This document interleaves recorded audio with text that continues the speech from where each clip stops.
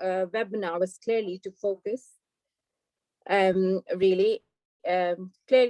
really on how you come in UK and how you get trained, what is the pathway. So there are different routes. It's not very hard, but as long as you're structured in your plan and you're tuned to what you're doing, hopefully you will have the right pathway and will be formally and well organized and structured when you go through. However, if you don't know what you're doing, the likelihood is you'll be finding your jobs here and there, and you will feel lost and probably at the point of giving up, right?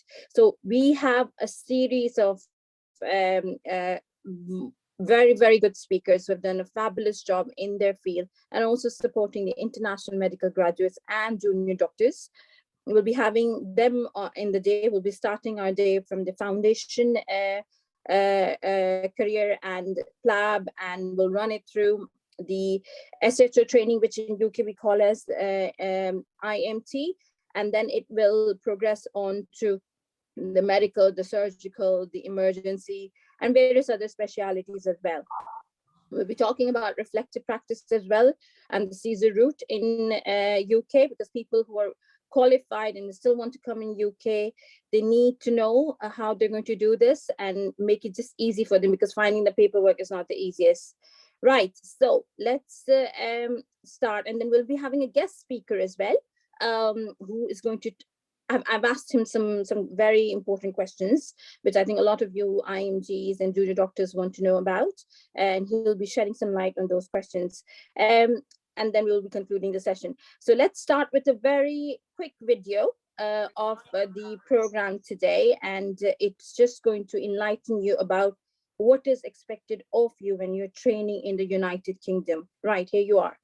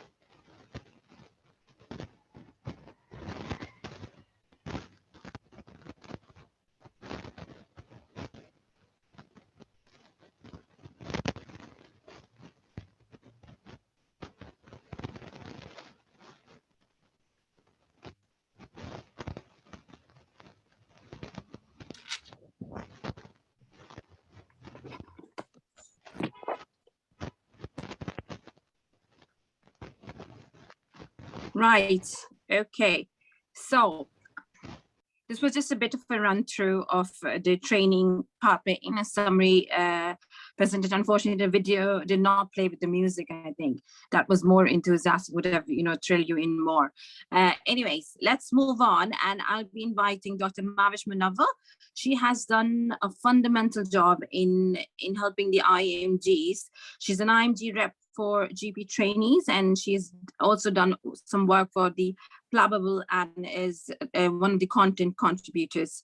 She coordinates IMG's well-being group within the Yorkshire, and she is a GP trainee at the moment. Just given her very important time, because I know she is very committed today for some very important things, but she has come here today and she'll be sharing her experience, and not just experience, she's going to shed some light on how to get IELTS, OET, PLAB, Gmc registration. So it's a very important presentation for most of you. And also we'll have a slight switch here. Instead of getting immediately onto the foundation training, we'll ask Mavish to talk about GP training, and then we'll get Umer to talk about that, and I'll guide you through that in between as well. So over to you, Mavish. Hello, everyone. My name is Mavish. I'm one of the GPST trainee in emergency medicine, and I work in Colchester Royal Hospital. Today, we're just going to go through, give a kickstart to how the pathway of the UK starts in the UK. As most of you know, that the roadmap, if you look at it, it always good to prepare your visa preparation and how it goes with your registration. Always have a right plan when you're starting with all the stuff. The first hurdle many IMGs which goes through is the IELTS, the English test. There's a lot of information, there's a lot of stuff available online, which I'm not going to go through just specifying on the English test. But just looking at it, that is really, really important, that because you overall in the IELTS exam, you need a 7.5 overall and minimum of 7 for all the 4 language skills. But now GMC is also accepting another exam, which is called not replace, it's your choice. Actually, you can give IELTS, you can give OET, which is much lighter, I would say, less difficult than an IELTS to go through. So many of the candidates are opting for that as well. That is one option to look at. But basically, we're looking at the PLAB, which is actually one of the professional and linguistic assessment board exam through which you actually enter into the UK system, which is a National Health Services. This exam covers all the acute medical conditions, nothing new, everything which you have already done in your 5 years of the medical college years. That's what it is. And what they want from you is that you should be competent enough and at the same level of what the trainees entering the second year of their foundation program of the UK. And the management of the long-term conditions, basically, which are seen very light touch with the primary care, but not at a very advanced duties, which is based of the general practitioner, because that comes in a speciality. But yeah, the light conditions which can be seen in a primary care, that can be touched in that exam as well. Many candidates ask me that how many, time required to prepare for the exam. It all depends on your medical background, your knowledge. If you have a career break, it might take longer. If you're just a fresh graduate, you might take 4 weeks to do it, honestly. And you can even give it during your house job. But yes, you cannot give it when you're in a 3rd year or 4th year like USMLE, because you need to have your medical degree MBBS completed before you attempt PLAB 1 exam. Looking at how the questionnaire or how the exam itself is contains about 180 questions, which comes from the medicine. A few you can get from surgery, peds, ENT, psychiatry and ethics, which is very, very important though, and which most of the different people coming from the other countries have not done it. Medical ethics is one of the very important core subject in UK medicine. And when we going back, I would say just go to the GMC website, print a PLAB 1 blueprint, which shows you all the percentages what percentages of the different specialities usually come in the exam, because they keep changing. And you always have, for the update knowledge, you always have to look on the GMC website. So not really good news for some, but I really think this kind of idea that they're replacing Plat 1 soon to UKMLA, which is a UK medical license exam, just like a USMLE, that will be probably replace the PLAB in 2024 or 25. Why they needed to do that? Because what the GMC wants, they want to give patients and employers a great confidence when they're hiring the doctors that there's same level of knowledge. Because before that, the native graduates, they don't give any exam, and there was always issues that they used to see that what the medical knowledge they have, and they always used to be a comparison, to be honest, with the international medical, it always get tougher. So I think this is one of the exam which basically gives that unanimous medical knowledge, and nobody can question that. Every person who's coming to practice in the UK in the National Health Services will have a same kind of a knowledge before they're actually starting. So go to the GMC website. It has a ton of really good information about Plat 1 exam. This is just a screenshot from their website. It's absolutely, you get all the questions. And if you have any queries about the exam, just email them, contact them. They're really, really responsive, and they really quick in replying you as well. How we approach the exam. So there's always, I would say there's two approaches. Like I've seen my students going through this. Some prefer to read the notes first and then start solving the questions. And second approach is start solving the questions without reading the notes. So it all depends how you have always been preparing for the exams and what suits you better. Okay, so this is something, it becomes really difficult to prepare for an exam when there's internet is flooded with a lot of questions for that exam. It becomes so hard that which one works for you, which one's right, which is actually going to help me in the exam. What basically you need to do is you need to understand that the UK National Health Services and the guidelines are based on the NICE guidelines. And somebody has not, can we mute that person, please? So the UK is basically, the whole practice is based on the NICE guidelines. Doesn't matter that which hospital you're working, every trust, every hospital follow NICE guidelines, and then a bit twinge and little hints can be a little change, but not much. So what NICE guidelines are, that is confusing because for some of us, because we were not exposed to these. NICE guidelines are basically an independent organization, the NICE, the National Institute of Health and Care Excellence. It was set up by the government in 1999. Its aim was to decide whether drugs and the treatments are available on the NHS in England. So what might be the practice, whatever the practice is in your country might not be the practice in the UK. So the way you have to prepare for the exam, is based on what's the practice is in UK. You might be doing it in one kind of investigation in your country, and that might not be the right kind of investigation that they choose. You think that my answers is right. Okay, this person has come with a respiratory symptoms, and I'm going to opt for a chest X-ray first. That's what happens. That's what I've always been doing. I've seen in my hospital, in my country, but that might not be a practice. They might not just opt for chest X-ray straight away. So you have to follow the NICE guidelines. What's practice here, and the best way to read about the topics of the medicine is to go through the patient.info site. It is based on the NICE guidelines and everything you're going to, and most of the questions, let me tell you, they do come from there.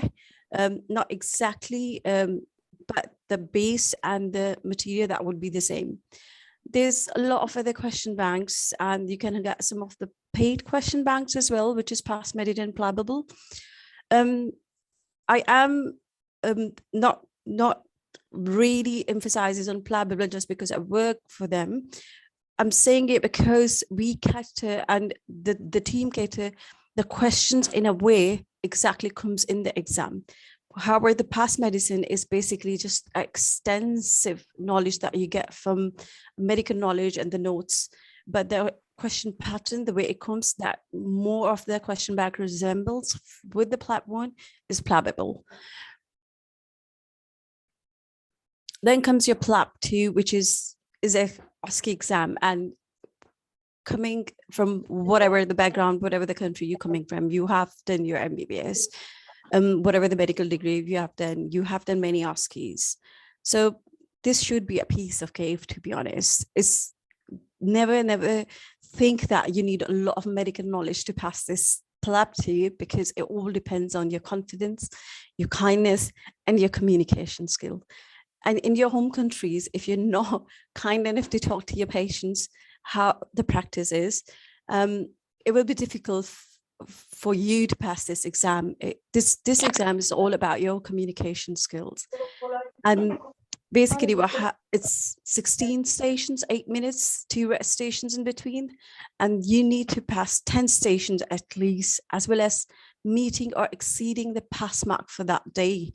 So there's no one pass mark for this exam. It's based on the number of candidates who apply or who done the test on that day. So the pass marks based on that aims to reflect the real life setting, including a mock consultation. You can watch a lot of YouTube videos of the PLAB 2. It's really good videos there. They have explained how the stations run from the GMC. There's some GMC videos as well. This is your PLAB 2 screen. So one of the candidates was just agreed, gave the consent to share their PLAB 2 exam score sheet. So if you could see that in the score sheet of this PLAB 2, this person passed a minimum of 11 stations, which is a good number total. You need to pass a minimum of 11 stations, but this person passed about 17 stations. So exceed the number of stations you needed to pass and scored 1, and for the minimum score for the day was 109. So well passed. Then comes your GMC registration. Always prep yourself beforehand so you don't panic at the end. Always plan, and plan. So as soon as you fill all the form and make the payment and start doing the online general medical council registration and everything, as soon as you're going to pass the PLAB 2, the GMC will contact you anyway to get your registration ahead and do.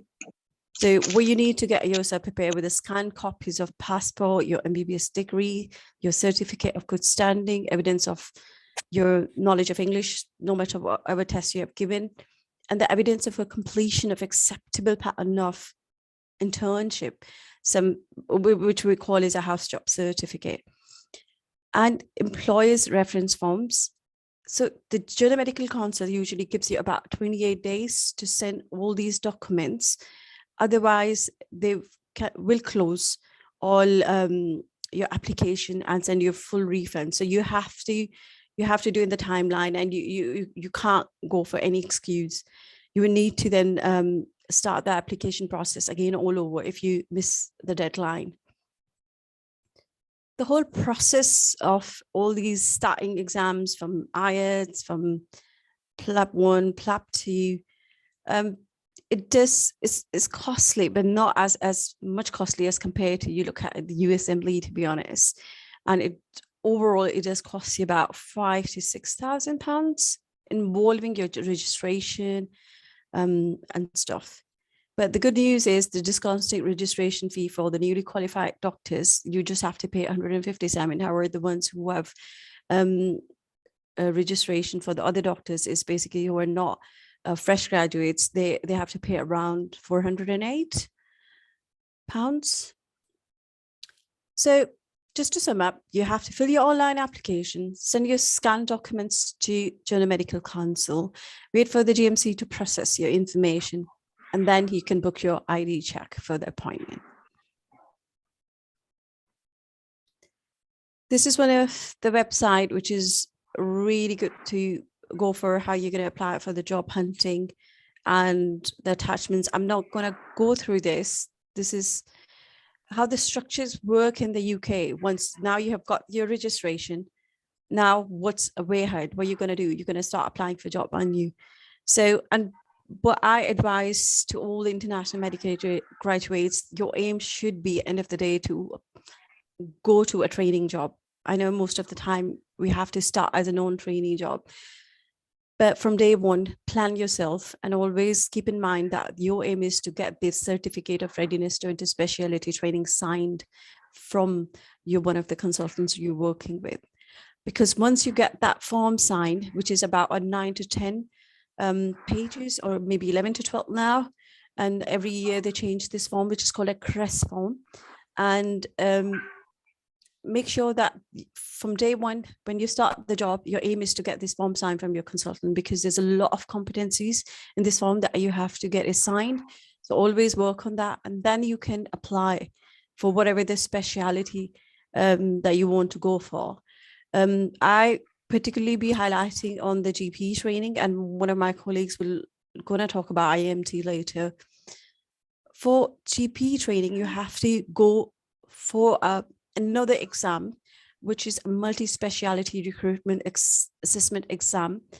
This exam is basically it's very important for the employers and recruiters to shortlisting and assessment process of entry in training in not just GP training. At least now they have introduced like another 12 different specialities for ST1 and ST level: GP, radiology, ophthalmology, obs and gynae, neurosurgery, nuclear medicines, emergency medicine, and anesthetics, peds.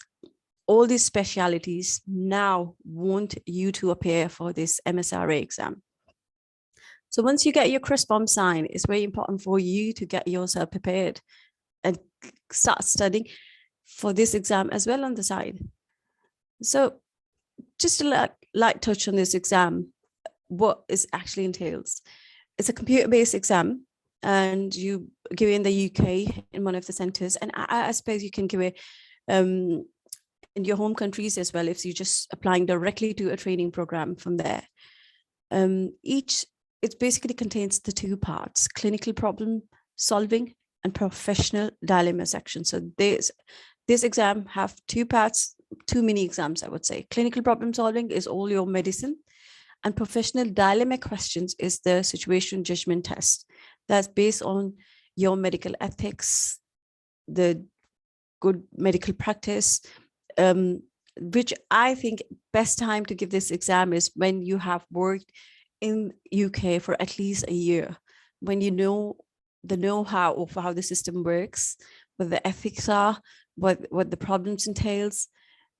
Otherwise, it's just most of the IMGs who fail this exam is the one who doesn't have, and the most of the IMGs does fail professional dilemma sections, because our medical knowledge is always really great.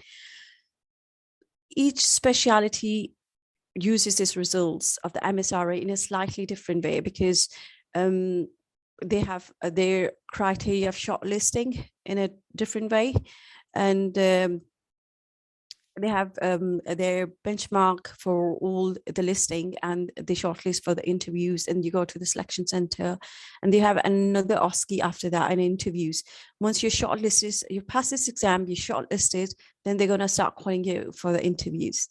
And never lose a hope, whatever the score nationally you are carrying there. Sometimes people leave, apply for the many specialities, and the specialty they choose, when they get that, they just their seats get vacant. So always be on the edge for this. So it also carries and makes up a part of the overall ranking when it comes from the selection center. So I know it's a lot of information in a really selected in a 13-14 minutes, but all I want to say is whenever you're starting your career, always plan ahead things, because when you start giving a series of exams, it can be exhausting. And if it's not pre-planned well, then it becomes really frustrating. And you, despite having a good medical knowledge, despite having a good preparation, many of the IMGs, just with the stress, they just unable to do the exam or pass the exam. I would stop my presentation, and I'll let my other colleagues to go ahead. And I wish you all the best, and good luck, all of you. And if you have any questions, anything that you want to send me over, I'm more than happy to answer, and all the best. Thank you.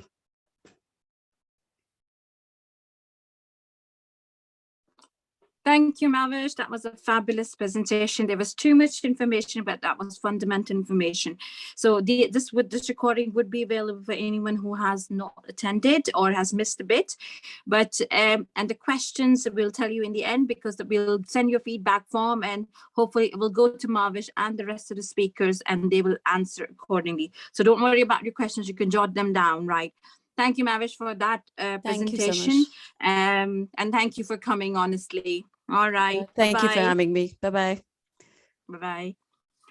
Right. So as we move on, so it's going to be Umair, Dr. Mohammed Umair. He is an MBBS MRCP A Part 1, and he is an SPR at Hull Royal Infirmary. He's going to, so we had spoken to you about already PLAB IELTS, and we had jumped up to GP training, really. So in between that GP training and just after you've done your PLAB, we need to do foundation training. And that's just like your internship or house job back in your homeland. So Umair is going to help us out there in terms of identifying, enlightening us with the foundation training. And I'll also ask Umair, could you jump up to your next presentation for the IMT? So I remember when I was doing PLAB, I didn't have all this information available, and I had to look out for it. Did the PLAB, didn't know what to do. But now we have presented this, and speakers have done a very good job in getting it all together for you. So over to you, Umair. Thank you so much. And before you start, can I request everybody who is on the call, can you please mute your phones or iPads or computers? And can you also mute your mics, please? Thank you.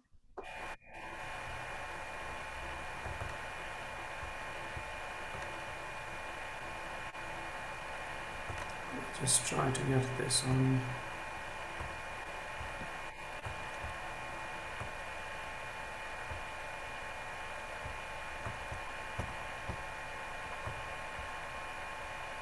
Can you guys see the screen?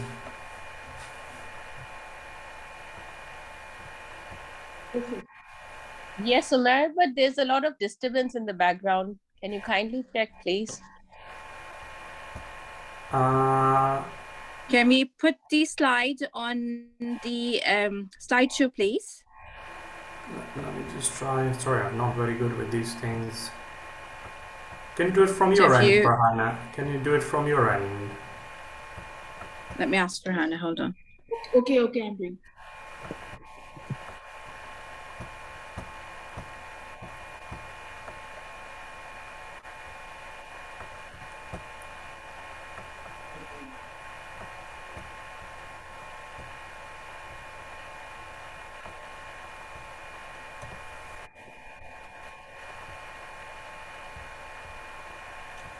Can everybody see now? Yes, we are able to.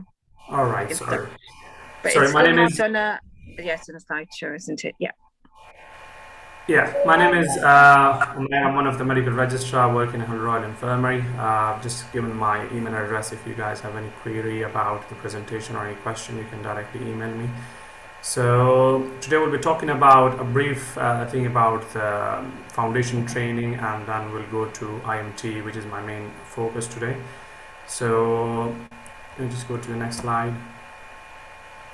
So IMT recruitment is the main topic. The website is given here. All the information we're talking about today, you can find out in very detail on imtrecruitment.org.uk.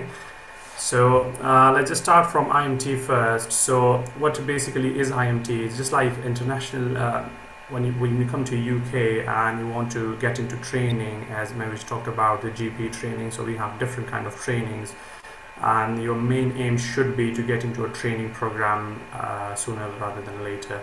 So the first thing is the GP training, the other thing is IMT training, and the other thing is ACCS training, which I'll just briefly talk about later. And then there's a surgical side, so you can get into a surgical training. So IMT is basically internal medicine training. It's a 3 years training program, which is recently been to like 3 years. It used to be 2 years. We used to call it core medical training.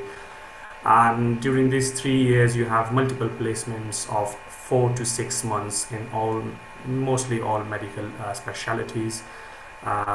Next, please. So how to get into training program, as Mavish talked about the GMC registration, so we'll not focus on that, but that's the main point. You need to have your GMC registration. The second thing is your foundation competencies. As we talked about the foundation competencies, which is called a CREST form. So some people prefer to do house job in Pakistan because the house job in Pakistan is only 1 year. Mommy. The house job in Pakistan is 1 year, and in the UK we call it foundation training. Like the house job here is 2 years. So some people prefer to do it back home in Pakistan and then come to the UK, get a non-training post, and then they sign off the form, which is a CREST form, which we talked about. And then some people want to come to the UK and start from foundation year 1, which is like really basic training. So the expectation level is really minimal, and you can start from the scratch in the UK. Then after that, you need to start planning for your application, start building your portfolio, which is a very important thing. I'll just briefly talk about that, because you need to have good points on your portfolio when you're applying for the interview. And after that, how will you apply for the training, and then what will be expected in the interview, and some offers and beyond. Next question, next slide, please. So this is the foundation competencies. If you want to do your foundation training in Pakistan, which is a house job, after that, once you are in the UK, you need to get into a non-training post, work for a few months, which is minimum of 3 months, to sign your CREST form. All these forms you can download online, as Mavish talked about. It's about 10 to 12 pages. It's always changing, so it's better to have the updated form. Ask your supervisor who you've worked with for about 3 to 4 months. So just the basic things you have done, like your cannulation, you have done like taking bloods, consents. So it's like all basic things. Your consultant need to sign the form that they are confident enough that you can do all these. So this is the foundation competencies. If you're doing the foundation training here, like F1 and F2, you don't need to sign the competency form. But if you're doing in Pakistan, then you need to have this form before your training. Next slide, please. So then building your portfolio, which is a very important thing. We, the international medical graduates, we don't focus on portfolio. We just aim to try and get all these competencies, everything signed. But by the end, we don't have much on our portfolio, which is a great loss for all of us, because there is no test to get into training. The only thing is, how is your portfolio, how much you have done before, and how you present in the interview. So they have all marks for these things. People who live in the UK, they know what the portfolio requirements are, and they score very high, and there we lose the plot. So next slide, please. So while you are preparing for your PLAB exam, your IELTS exam, or whatever you're doing, or when you are in non-training post, so these are few things you need to aim on. All these we can find online. So if you have any additional undergraduate degree, like people do BA, BSc back home, so they can get points for that. If you have any postgraduate degree, like MPhil, PhD or something, because they have good points on that. So this is from 0 to 6, the points just written in front are the maximum and minimum points. So if you don't have any undergraduate degree, if you don't have any postgraduate degree, you lose like 12 points on that. Then if you have any additional achievements, we'll talk about all these just briefly. Additional achievements, if you have any distinction, any awards or anything like that, like gold medals, anything that counts, and you get good points for that. Then it comes to presentations, so you have really good points for presentation from 0 to 8. So if you have a regional presentation, you have like a national presentation, you have like international presentations. So these have really good marks, and you need to have a feedback, a formal feedback for all these presentations, so you can put on your portfolio, which you can get when you get into UK, which is from the Royal College. Then you have, if you have any teaching experience, which has good marks as well, from 0 to 6. So if you have done any teaching, because sometime when you finish your house job, people do get into a teaching job. So if you have done that, that has good points. Even if you do teaching on the wards, even if you do teaching to the medical students, get the feedback form signed and put these things on your portfolio, and you will get marks for that. Then it's teaching in training in teaching. So that's one of the courses they run here in the UK. It's like 1, 2, 3, 4 days course. Once you get in here, you can do that. It's just an easy course, and you get points for that. Then the other thing is quality improvement. So quality improvement back home, we're not very familiarized with this thing, but in the UK you need to do one quality improvement project every year. You can do that back home as well. Take something like really simple on the ward, which you can improve. Like if you want to see fluid prescription on the ward, how you prescribe, how much time you need to give, oxygen prescription on the ward, and just like simple things on the ward, you think you can make a change. So you can do a quality improvement project on that and sign from your supervisor, and you can get good points on that. And then some leadership and management. This is a simple thing you all can do during your house job, during your medical student. So leadership and management, if you are a rota coordinator for about 4 months, that is like a leadership or a management thing. You can like get a form signed from your supervisor, and you can get points for that.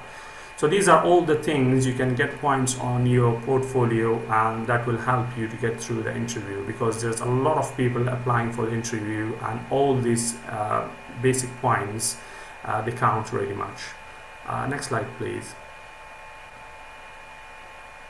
So this is just the basic thing. So additional undergraduate degree, so they just like rank from 0 to 6. So whatever you have, you will get points accordingly. So they will just check all the details. And then next one.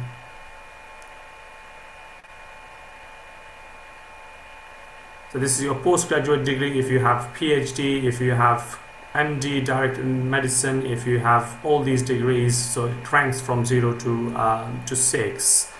Next one.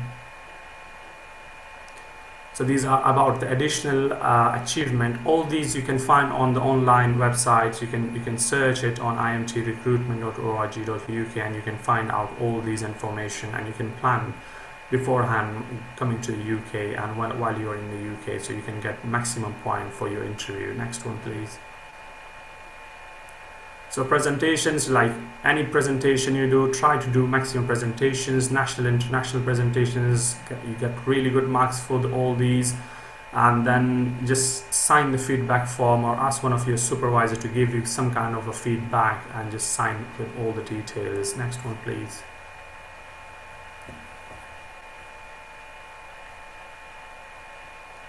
This is about publications. We all are not very good in publication, because there's no good research going on back home, and we're just a bit on a back foot. But try to get involved in research, because there's very good chance of getting into research post in the UK as well. So if you have interest, you will easily get a job here. And you can see if you have any publications, national, international, and try to find out a website, try to search which are the best websites and recognize for your training. You can get good points for your presentations, the publications.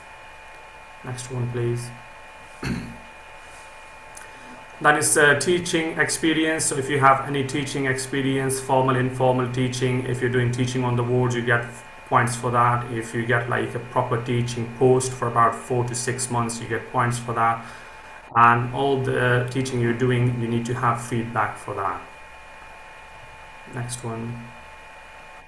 Next one is this training and teaching, which you can do in the UK. I'm not sure about Pakistan if there's any training and in teaching, but if there is any, you can find that online, and if they're recognized in the UK, you can definitely do that beforehand. So if you get really good points, all these 1-2 points, you will think that's just like a point or a two points, but that makes a huge difference when it comes to interview, when you have like 1,000 applicants or 500 applicants for 200 posts. So that makes a huge difference. Then it comes to your quality improvement. Next one is something we are not very familiarized. I'm not sure how it is in Pakistan nowadays, because it's not a part of a training. But here in the UK, if you get into training program every year or every 2 years, you need to do a quality improvement project. You can do it alone, you can do it with your friends. So 2 or 3 people can do that. So if you are the first presenter, you are the author, you are doing 2 cycles, so that multiple cycles, you can check that all online, and you get really good points on that. But if you don't have any quality improvement project, you lose like total 8 points. Next one is about the leadership and management. So you need to try and familiarize with these things. How can you get points? So if you have like a university magazine and you're part of that, even if you're a part of a section of a magazine, you get points for that. If you do rota coordinator, you get points for that. Any events you have organized, you get points for that. So these are all leadership and management. So once you get through all these things, try to get maximum point before the interview. And then next one is, so once you're prepared, you have done your foundation training, or you have signed off your CREST form, you have prepared your portfolio, then it comes to how will you apply. So there's an Oriel account you need to make for your training post, and that is the oriel.nhs.uk. The advertisement normally for the training of IMTs, it comes in end of the year. So this is just from the last year. They advertised in November, and then it just keep on going, and you will have all the plan beforehand. So when is the application opening, when can you apply, when the interviews will be, and when can you start. So these are all the details you can find online. So it mostly end of the year. Sometimes they have round 1 and round 2, which we didn't have this time, but it keeps on changing, but you need to keep an eye. Then going back to the interview, so you have done your portfolio, you have applied for the post, and then you will be called for an interview. So there's no written test, there's only an interview to get into IMT program. The interview itself is a really easy interview if you're well prepared, and if you make your mind, like if you get into the medical program, it's a really straightforward thing. There's no hassle, nothing difficult in that. Next one, so the interview is just like a short interview for about 25 minutes, maximum 30 minutes. You have 3 stations in that. The first one is basically a clinical station, which you will be given a clinical scenario. There's like 2 or 3 examiners will be sitting. These days it's mostly online. I'm not sure if it's changed now. So you'll be given a clinical scenario, like a patient coming with asthma, a patient coming with diarrhea, a patient coming with headache, and these are some of the presenting complaints. How will you manage? And you just run through like A, B, C, D, E, and depending on the case. So, and after that you have ethical station. So as you all know, the ethical station, it is a bit different from what we have back home, because there's a lot of social involvement, there's a lot of family involvement in the patient care here. So all the ethical station, so you'll be given like something a patient came in with, his elderly patient, really confused, not eating and drinking, kind of a dementia patient. The patient is deteriorating, the nutrition state is very poor. You want to put an NG tube, how will you do that? So these are some of the ethical bits, whether you need to check like a patient, whether the patient is oriented, the patient has dementia, you need to talk to family. So these are a few bits. Once you get into UK and you start training here, you will know this, and it's quite straightforward, nothing really difficult in that. And then the main thing, as we talked about, the portfolio station. So portfolio station, they will talk about what have you done, and like if you have done any presentation, they can pick that. what have you done in your presentation. If you have any leadership and management, they can talk about that. So it's quite a nice interview, quite a straightforward. There's nothing difficult in that. Anybody can do it, if you are well prepared. And after that, once you have done with the interview, all your pre-interview score, during the interview score, you'll get a feedback, proper feedback of all your interview stations. After that, offer and beyond. So you will be getting offer. Everything you will find that mostly on Oriel. They can offer you about the placement. They will ask about preferences, where you want to get training, and it comes from top to bottom. And then you can respond to your offer, whether you want it or you want an upgrade. All these you will find out later on once you get into the training. Next one. So this was all about mostly the IMT training, which is generally if you want to do medicine, like any of the medical specialty, like respiratory, geriatrics, gastro. So you get this route. And there's another route which is called ACCS route, which is mostly for the acute people. If you want to get training in acute medicine, you can still get it through the IMT route, but mostly the emergency medicine, anesthetic, and the critical care medicine. This training is talked about. You need to have that Msra exam beforehand, and then this mostly nowadays is 4 years training. So first 2 years are like 6 months rotations. You will get rotation in acute medicine, emergency medicine, anesthetics, and critical care medicine. Year 3 and 4 are mostly like IMTs. So IMT training, you get like medical rotations. It will be 4 months or 6 months. So after that, you get to choose where you want to go. You want to do emergency medicine, you want to train in anesthetics, or you want to do critical care medicine. So it's just about a brief slide on ACCS. If somebody is interested in doing emergency medicine, or if you want to do anesthetics, critical care, the ICU, you can do dual specialty as well. Next one. So it's just a brief summary what we talked about. So you need to get your GMC registration first, and we talked about that, how to get that. And then if you want to do your house job back home and you're coming to UK, you get in on the left side, so you non-training post, you get into a non-training post, but preferably get into a medical post. Not like if you want to do IMT, don't get into orthopedic post or something surgical post, because it's really hard to get your competency signed. And if you're coming to a training from a surgical specialty, you're not showing that you are committed to a specialty, and it's really hard to get the training. So get a non-training post, sign your alternate competency, which is a crest form if you have done your house job back home.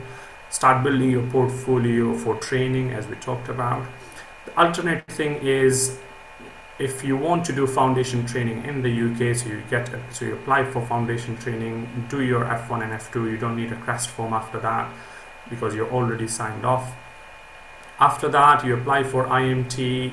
Just keep an eye when the application is opening. Apply for IMT, a 3 years training program, IMT 1, 2, 3. You have different rotations during your training.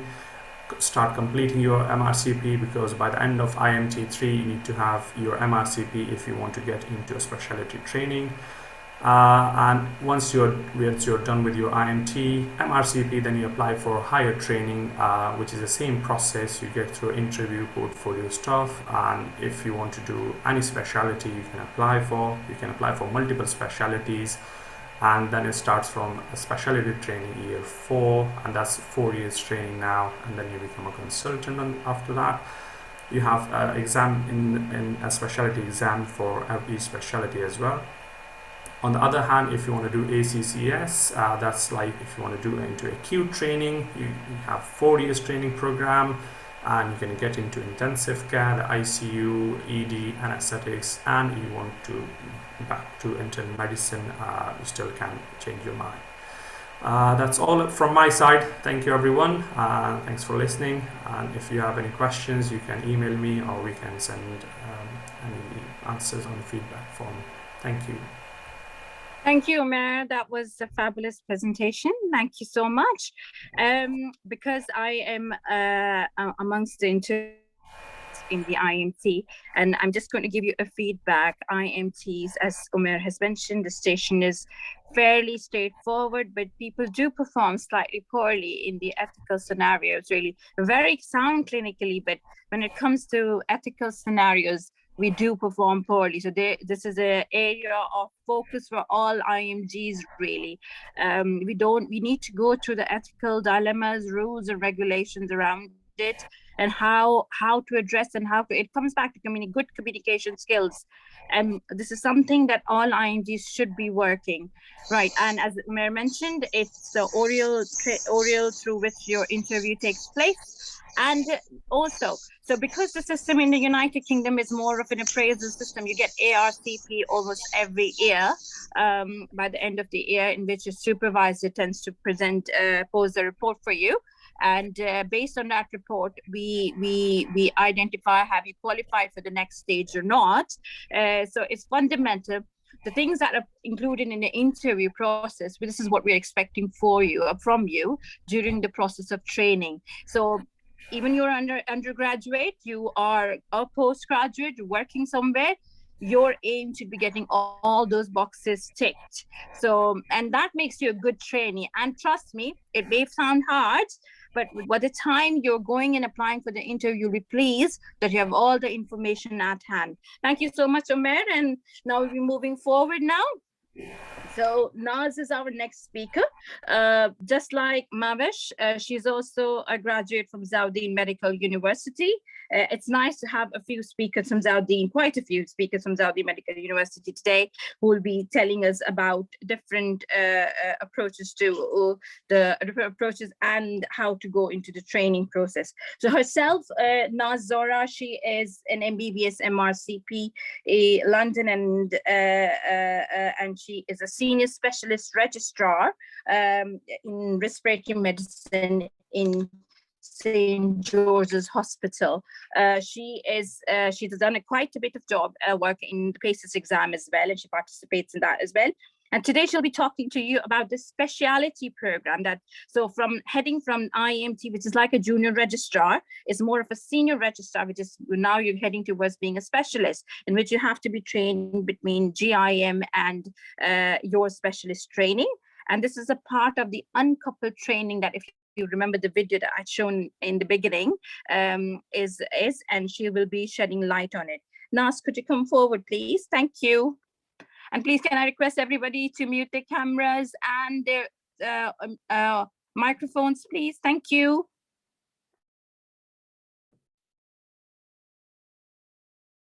Hello, everyone. My name is Dr. Nazora. I am a batch 8 Tazeen graduate. And today I am talking about the higher specialist training in the UK.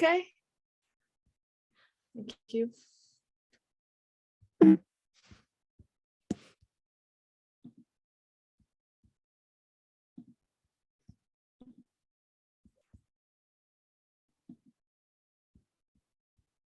Yeah. Sorry, so learning object today, so we know about how to enter a higher specialist route via training or non-training. Both of the routes we can enter into higher specialist training, but definitely the non-training route is a bit more harder to accumulate all the requirement, and I will talk to you.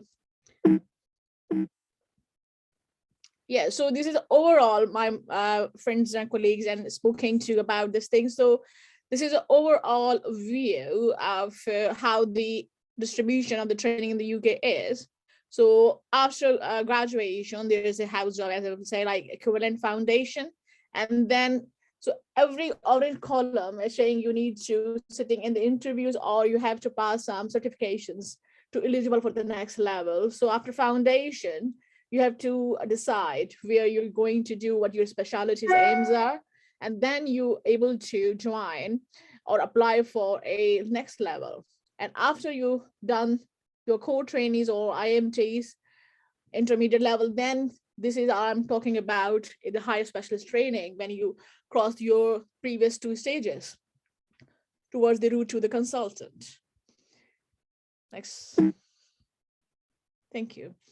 So how to choose your medical specialty? So I think this is we talk to all the immigrant, all the new doctors all the time. I think for me, I feel like it's more about personality. I mean, like what kind of the personality you're wearing, you like, you are very enthusiastic, you like some procedures, or you like day-to-day seeing of the patients, or you like a bit a calmer environment or less acute side. So it's all about how you perceive as a person, you can cope and you can achieve.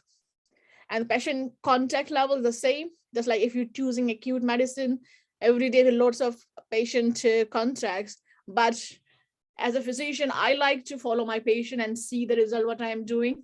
But in some specialty, we just do the basic or acute management, and then they'll try it in the different specialty. So it's always depends on what you like to do. And training schedule and time taking to reach consultant levels. How long do you need to train, for how many hours are required, and what's your consultant, what hours you are required to work. So that's very important as well, that some specialties come with a general medicine commitment and some are not. So we will go through in the next slide. So next I have to think about, if for example, I want competitive, they are, sorry, let me go back. Back. Thank you. So then we have to think about our specialist interest, how competitive it is.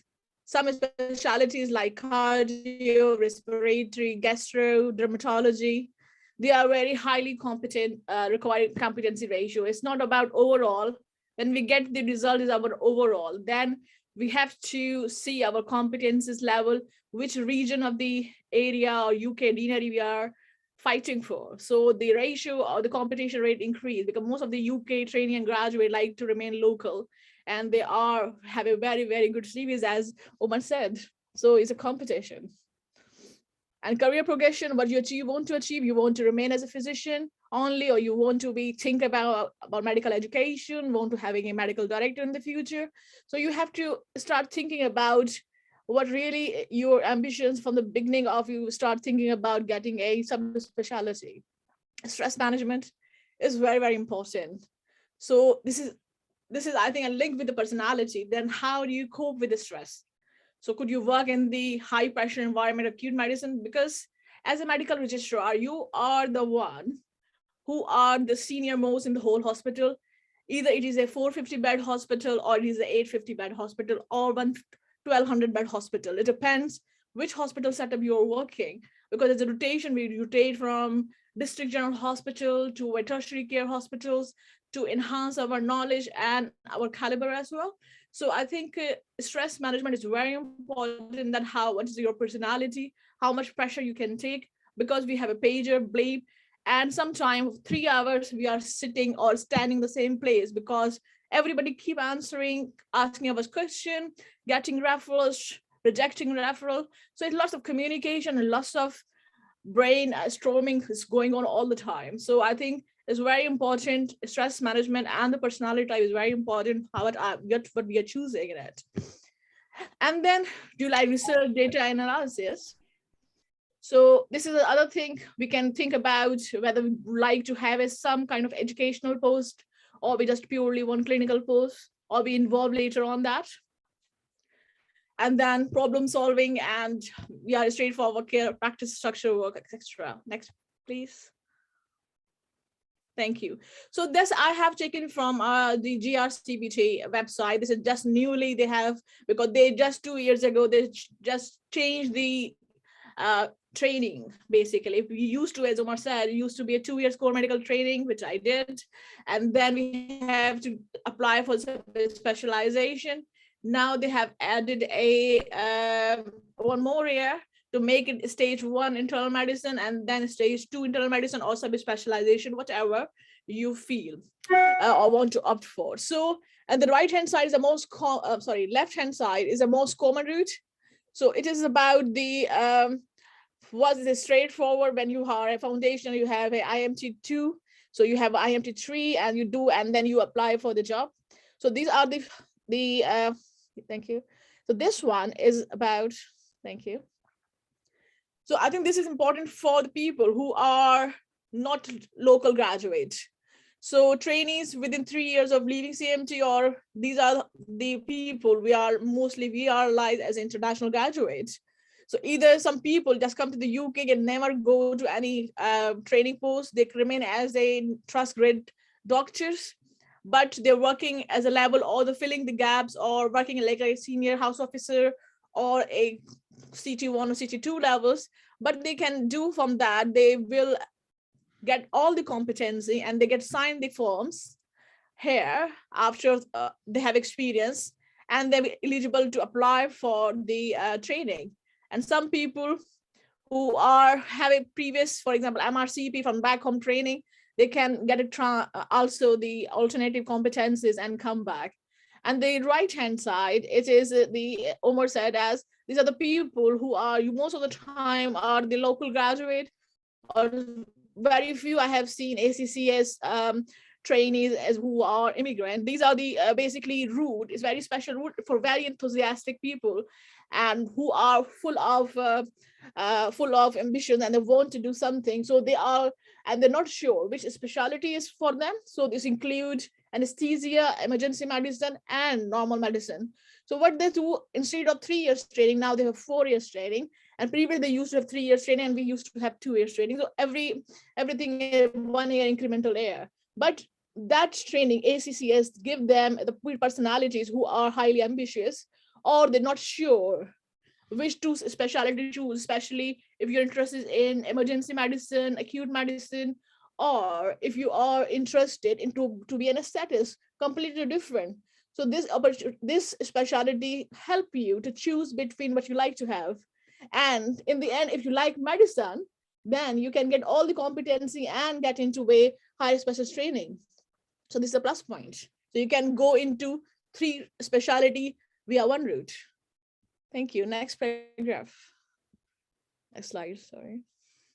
Yeah, so this is a overview for what is we are here. So this is an internal medicine training. This is stage 1, 3 years.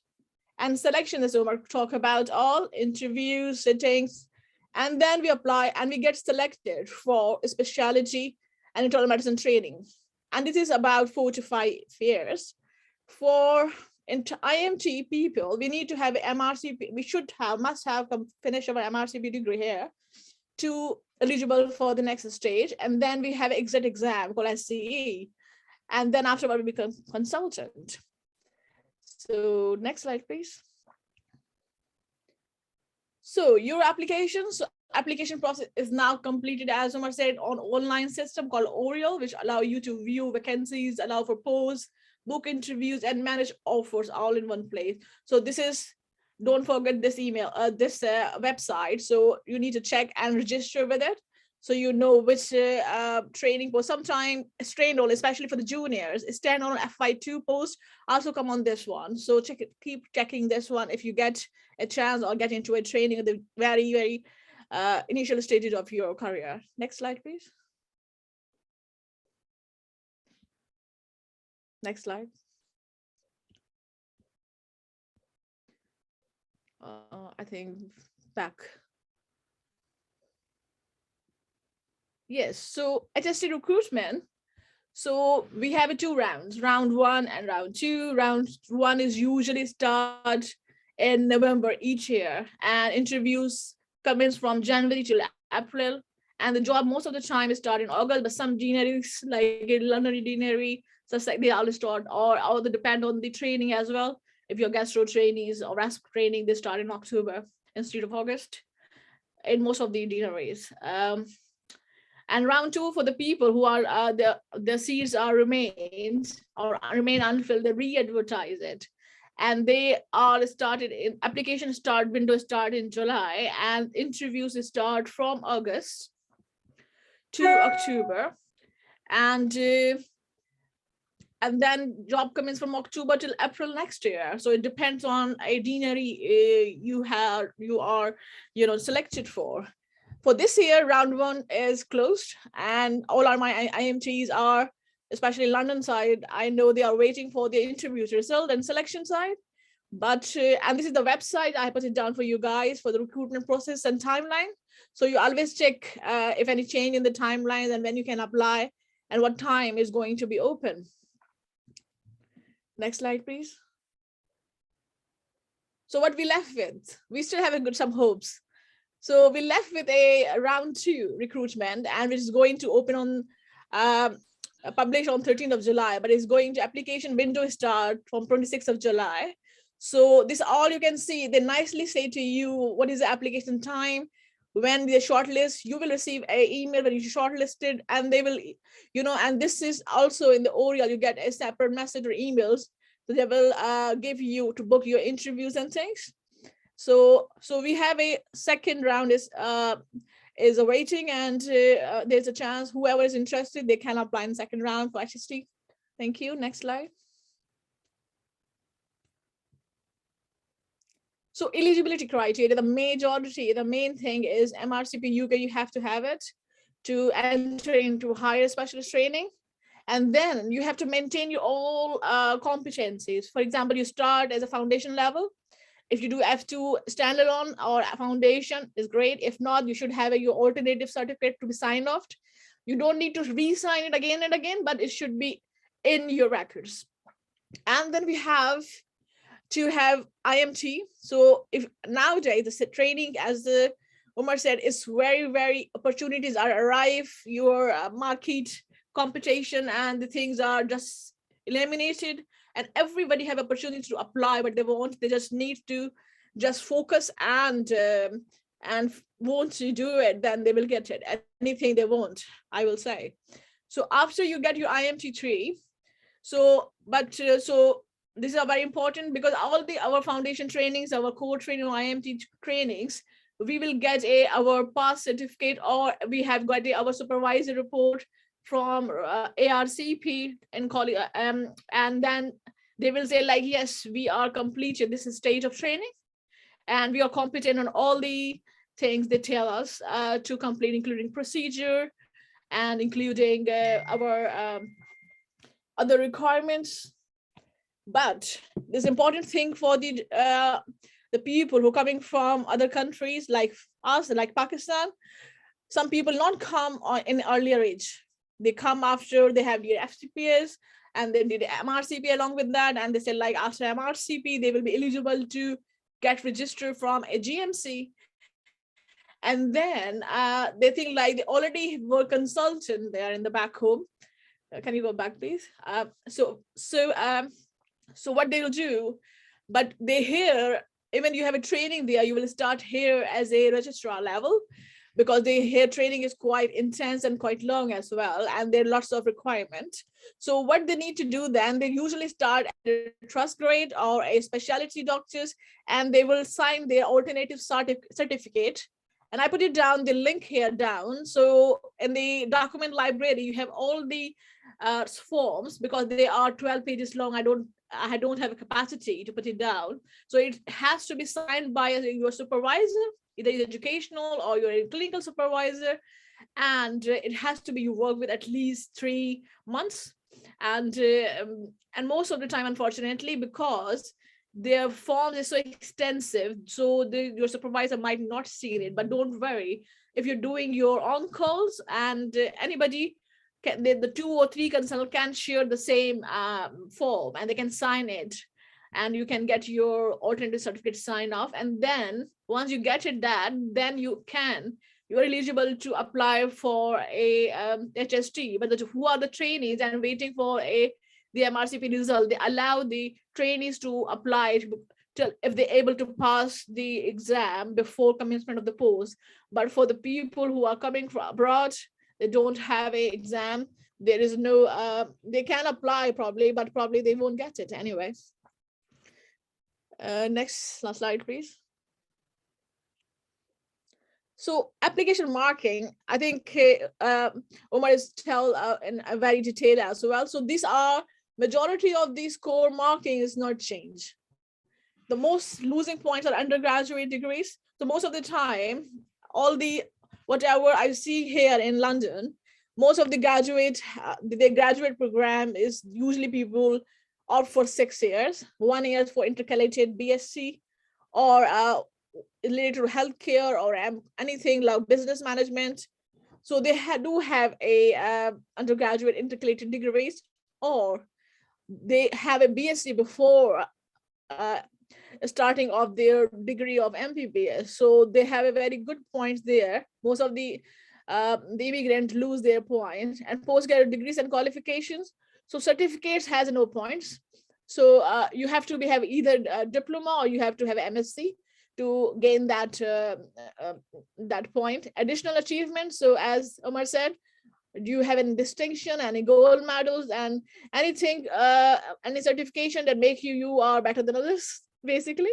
So that counts as well. And your MRCP UK degree itself has a good marks. So if you are applying before completing the MRCP UK, so you won't get a full score on the application. But once you come to the interview, they redo your scoring with evidences. So you can gain or lose anything which is discriminating. So this is the thing. Presentation and posters. So the marking for presentation and posters are usually national or international, I'm afraid. You can say like your local one, but they don't score very high. The mostly time, that's why we encourage our juniors or the people around who are coming new to the UK to involve in some kind of a projects, part of them, even you know, having a small contribution, but you're able to go and present them. So they have a very high score in this side. And here in UK, if you go to, I remember when I was a co-trainee, I went for my poster presentation in Liverpool.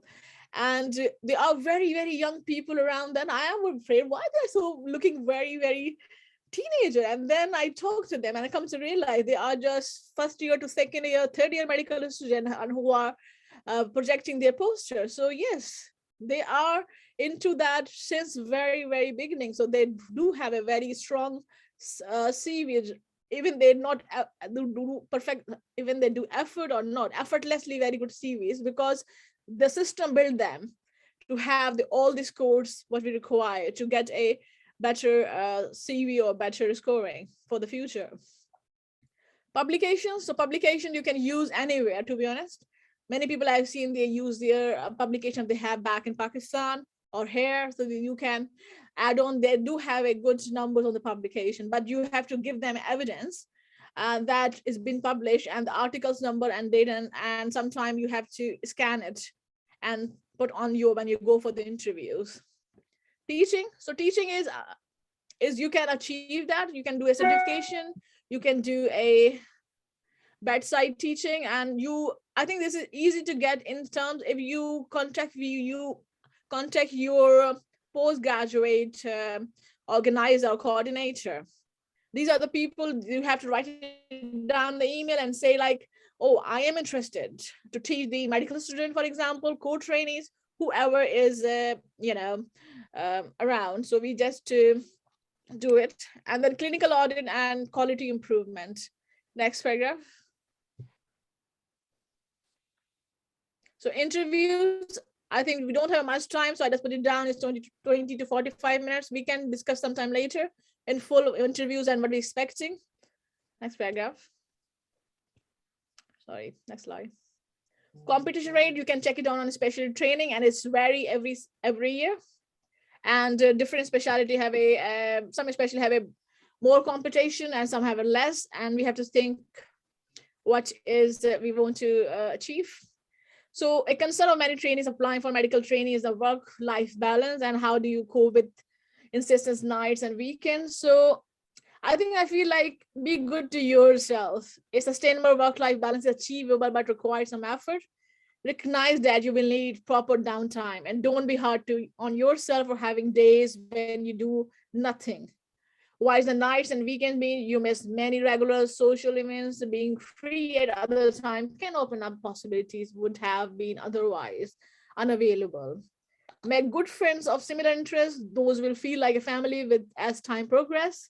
And I will suggest that some of the rotas, depend on the hospitals, are different. So plan your off days in advance and try to have one extra off after your night or weekend long days if rota is not friendly, to avoid burnout.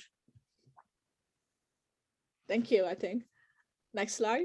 Thank you, guys. Thank you so much, Naz. That was the wonderful. There's too much to talk, isn't it? And just too much to share. Right. Yeah, and thank you so much for this. The questions for Naz, can you please write them down the feedback form? And we'll just quickly move to Dr. Faisal Nawaz. He is again Zawdeen's badge 1 graduate, and he is a consultant urologist currently working in the University Hospital of Derby and Burton. He has a special interest in medical education. He'll be helping us out with the surgical pathway. Over to you, Faisal.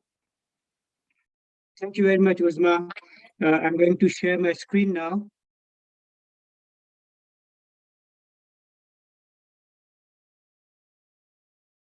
Can you all see my screen? Do you, Dr. Faisal? Yes, we can. Okay. So my name is Faisal. I'm a first batch graduate from Zawdeen University almost 20 years ago. It's been a long time. I completed my training in Pakistan, worked at 4 different hospitals of Karachi before I moved out of Pakistan. I worked for some time in Saudi Arabia before I came to UK. And as you would have identified by different talks which you have people have done previously, that it's not an easy pathway. You have to go through a different system. You have to go step by step to come to a certain level. And it does take time, effort, and coordination. I'll be talking about a pathway to surgical training because I'm a urologist by training and by profession. Plus, in addition, I do some research training, undergraduate, postgraduate, but my mostly major interest is in undergraduate training. The first thing which I always ask the trainees and the junior doctors, why do you want to be a surgeon? And the answers are different. People tell me, well, we have passion for surgery, we have compassion, we have this spark that we want to be a surgeon. And mostly I say it's cut above the rest. But believe me, surgery is not just cut above the rest. It's an art. It's an art of practicing science, medicine with the precision. And with the advancement in surgery, is going to be more precise, more problem-oriented, not only problem-oriented, but it goes down to that human level as well. So how do you get to UK? You need to determine what your long goals are. Are you interested in surgery? Get registered to GMC as identified by my colleagues earlier. Get a suitable job with the steps already been identified. Once you get a job, get the permissions, visas, and then you step in. Once you step in, the real fun begins. So you have arrived in UK now. What are your long-term goals? Because most of us, we come in as either a junior level, as a foundation trainee, we move on to core trainee, and then specialty trainee to be a consultant. That's our long-term goal. However, some people, like I did, I completed my training back home, and then I decided to come to UK. And for me, going back down to the level of a foundation trainee, it wasn't a good thing to do. So I took a different path. However, different path, difficult it may be, but it's still achievable. Some people would say we would like to stay here, work, and then continue to work in UK. However, some people would say we want to come here for maybe a couple of years, gain some training experience before we go back to our own country and serve there. Whatever your goals are, you need to be systematic, you need to follow the goals, and you need to follow certain pathway to get to that point. So to be a surgeon, there are 3 different pathways which you can achieve. One is what we call as certificate of completion of training. That's you enter the surgical training. The other is you have completed your training, or you have a number of years of experience in your own country and you decide to come in. And it's not feasible for you to go back to the surgical to the training, or you can't get a chance to get to the surgical training. And then you go to the number 3, that is called certificate of eligibility to specialist training. Essentially, it's almost similar, but the training program is not structured. You have to have your own training. The onus is on you to complete all the requirement to get to that level. In between, there's another step called CSER CP.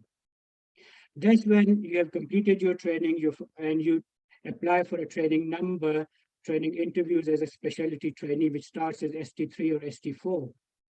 Since you haven't had your training, foundation training or the core training in this country, you won't be eligible to the CCT, but you'll be eligible to something called CSER CP, which leads to you to a consultant post as well. Right. So an IMG coming from, let's say, Pakistan at a junior level, you have completed maybe a couple of years of training, you've done your house job, some few years of training, you decide to come in, where should you aim for? If you do not have a long training already, a couple of years or less, then I believe you should aim for the foundation trainee, an F2 post, or something called junior clinical fellow post. And these jobs are usually advertised on the NHS jobs. Once you have done this, you complete a couple of years of training, and in between, you need to aim for to get into an approved training post. You got approved training post, you completed a couple of years of foundation training, and you moved on to the core training with proper interviews. Once you've done those interviews, then you get into the core training. So two things can happen. Either you have 1 year overseas training in any of the specialties, and you want to come to surgery. You complete a couple of years of a year of FY2 post in UK, which is almost, because in our country house job is 1 year, and in this country the house job is say 2 years before you move on to the core training. Once you have done this, then you can move on to the next level, that is a core training. So the core training is usually 2 years. Some people opt for another year of training. They call it core training or CT3. Some people, once they complete the core training, that's the approved training post I'm talking about, then they appear for the interviews, the surgical training interviews. In the meanwhile, they need to have complete their exam, that is MRCS, because MRCS is one of the requirements to apply for the specialty training post. During the core training, you achieve your basic competencies. If you want to compare it to the training in Pakistan, it corresponds to the first 2 years of surgical training in Pakistan. So in Pakistan, let's say the general surgical training is 4 years from where you start your training. In UK, if you want to join a surgical training, you would already have completed at least 5 years before you move on to the surgical training. And that's where the difference lies. And that's why they don't give equivalence to our training. FCPS, although it's extensive training, but it's not approved by the GMC. So people who even have FCPS, they want to come to UK for an approved training post, they have to start at least at the specialty training level with proper interviews and selection process. So now you have completed your core training, you completed your MRCS. Now the avenues are open for you to apply for the interviews and the specialty training. So the surgical specialty training, as compared to the medical training, is a bit longer. The pathway is longer. It takes at least 5 or 6 years, starting from ST3, ST4, all the way goes up to ST7, and some people choose to take ST8. By the way, ST means specialty training. It's advertised through the Oriel through the pathways, and you get a competitive exam, which is an interview based on your CV, portfolio, and your other credentials. You pass the interview, you get into the training post, you move on gradually, have your training appraised every year by the ARCP process until you reach your year 6. So ST6 is where you decide to choose one of your subspecialties, and then you complete another couple of years in that subspecialty training. Like, for example, if you work in a urology specialty as I do, and I want to do pelvic surgery, or I want to do andrology only, so those last couple of years would be my focused training years, which are, and I gain more training, more expertise in that specialty, so that I can work as that subspecialist in future. Before you complete your training, you have to have your exit exam, that is FRCS, in any of the surgical specialties. Once you have done FRCS, you have completed all your requirements and you have satisfied the ARCP panel, you'll be awarded a certificate of completion of training. That's almost an end to the training. You can work as a consultant, or you may choose to apply for a post-fellowship training in a higher specialty or subspecialty of your choice, something like super specialty. Like you want to do some robotic surgeries, you want to do advanced stone surgeries in urology, you choose to work for 6 months, a year, and then you can work as subspecialist there. Then you have to apply for the consultant post. You have another interviews. You have some places will have tests as well, written tests, interviews, and then you get offered a job of consultant. So that's just a summary of how you progress from coming to UK as a starting as a foundation trainee all the way to the consultant. The Caesar pathway, on the other hand, it's a unsupervised, I would say, with some minimal supervision available. You still have to go through all these pathways, but the training probably would take a bit longer.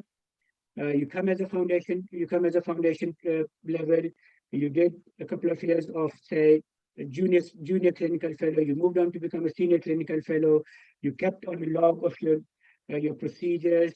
You signed your competencies, and once your consultants, they are ready to sign your certificate of readiness to enter the higher surgical training, you can then apply for a specialty training post. Before that, you need to complete your MRCS. Then rest of it follows the same pathway. You're awarded Caesar CP, and then you're eligible to become a consultant, and you can take a consultant post. On the other hand, there's something called just a Caesar route, which I took. It was, believe me, I would never recommend to anyone else. However, I had 12 years of experience before I came into this country. So it was most of my consultants and the people around me, they advised me to go through this route because that took me a little less. However, it can be an exhausting route, and I usually don't recommend it to people. What happens depends on what level are you joining, are you coming in. Say you have done a few years of training, you've completed your FCPS or MRCS already, you got a GMC registration, and you come in as a clinical fellow, teaching fellow, or maybe as a specialty doctor. You work for a couple of years, you try to complete your portfolio, you've filled up everything, ticked all the boxes, as mentioned by my colleagues already, and make sure that you do everything, because what happens, people coming in from our country, they have the surgical experience, they have the clinical knowledge, but the other boxes remain unchecked. Most of the people, they don't have quality improvement projects, they don't have approved number of publications, no additional qualifications, and that's why they can't get approved on a training interviews. Once you have done a few years, your trainers, the consultants, they are happy that you can work at the level of a consultant. Your portfolio is complete. And you have done your exam, that is the exit exam, FRCS in surgical specialties. You can submit your portfolio, your application to the GMC for certificate of eligibility to the surgical register. If the GMC considers your application to be complete with all the references, with all the evidence, you'll be given the award of CSER and you can work as a consultant. The evidence, if we come to evidence, talking about my own, I submitted approximately 2,000 different evidence to be eligible to the CSER. So, which means you need to be systematic, you need to carry your portfolio. It used to be papers, there used to be bundles of papers lying around in the office, lying around in my study everywhere. Now it has become more computer-based, so you don't have to have all those papers. However, you still need to keep your evidence, your teaching evidence, your quality improvement projects, and everything you do. And most importantly, what I would suggest people coming in from other countries, from Pakistan, India, or other countries, if they haven't done enough assessments, which is marked by the problem-based assessment, continuous assessment, there are different routes, then you need to, most of the people fail on this. Because if you don't have enough evidence that you've been assessed properly by the consultants, you would fail your assessment at the CSER route. But once you're awarded a consultant, the CSER route, you can become a consultant and then you can carry on forward. Right. So what happens? You have been given a CSER or a CSER CP. People would ask, are these routes equivalent? The answer is yes. And once you work as a consultant, nobody asks which route have you come in from, and you'll be recognized as a UK consultant. Some people who want to go back to their home countries or to the Middle East, CSER or CSER CP may not be an acceptable qualification over there, so you need to be mindful of that as well. So I'll conclude here, and my take-home message for all of you are that it's a simple process, it's a competitive process. You need to be on your mark, you need to have all the evidence, what you require when you come in, and to maximize your chances of application success, you need to work on your CV at an earlier stage. You need to work from your final year, from your house job in Pakistan and beyond, and build up your portfolio, because that's where most of the people would lose their marks. Alternate routes, although they're available for people who have experience, skills, but they can be quite difficult. There are certain regularized pathways in certain specialties like emergency medicine, critical care, and in some places in geriatrics, or where we call it as medicine for elderly people. However, it's not uniform, it's not regularized by GMC, and all the pressure, all the onus is on the candidate to complete their assessment, to complete their portfolio, so that which can be submitted and to be eligible to be a consultant.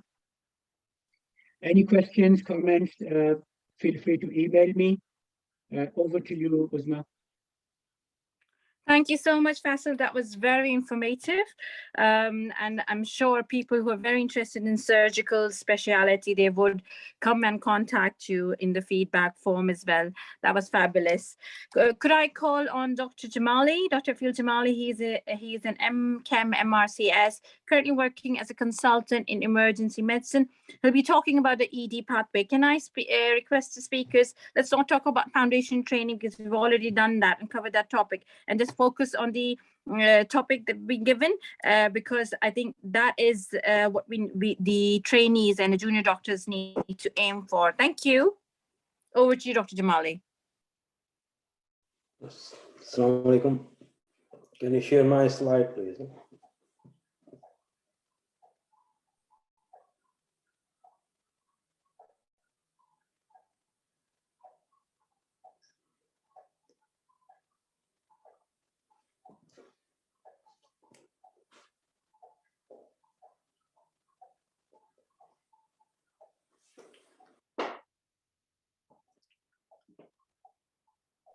Assalamu alaikum.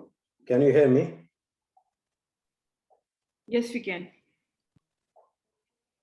Okay, thank you. Bismillah ar-Rahman ar-Rahim. My name is Dr. Jamali. Although I'm not Ziauddin graduate, I graduated nearly 25 years, quarter of century ago in Dow Medical College, 96. Throughout that and after that, I have a different role. I don't want to go through because of lack of timing. Can we go for the next slide, please?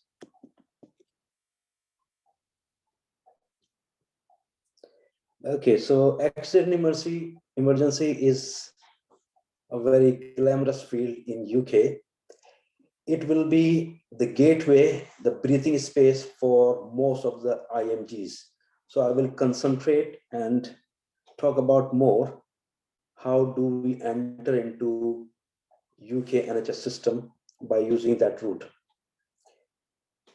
Unluckily, there is a limitation or lack of understanding of a specialty in Pakistan because of lack of awareness of lack of magnitude of work or lack of understanding in acute care facilitation. Obviously, this is an effect on the training because there is no appropriate framework as far as I understand. There are a few good trauma center, which is still working in big cities, but if it goes into the small cities, this infrastructure is not very good or up to standard. In UK or in the West, there is always a governing body like GMC and specifically for emergency medicine, Royal College, who control and maintain the training. As my respected speakers already mentioned about their websites and how what is the primary source of information which we can gather from that. Next slide, please.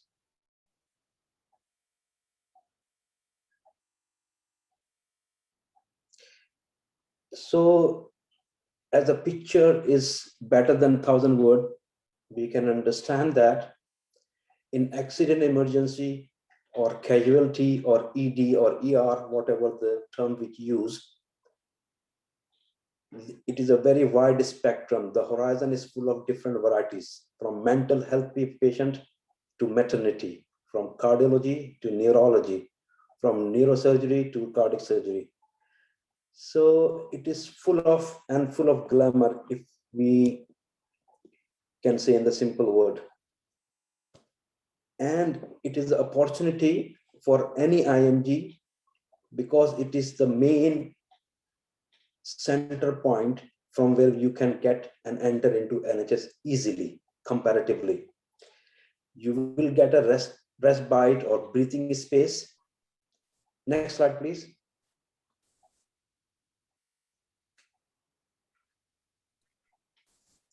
Due to well-established data, due to well-established work pattern, if you want to work 24/7, you will get that 365 days in a year.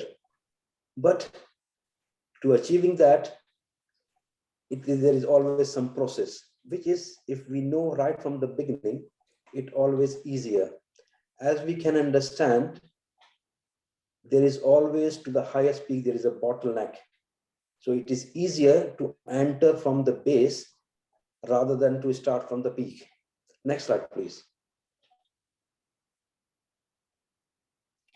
So important question, if any person who is a medical student or newly graduate, how long does it take to be an A&E consultant? So it's roughly about 8 years. 8 years of structured, well-managed assessment, passing of the exam, fulfilling all of the criteria. Next slide, please.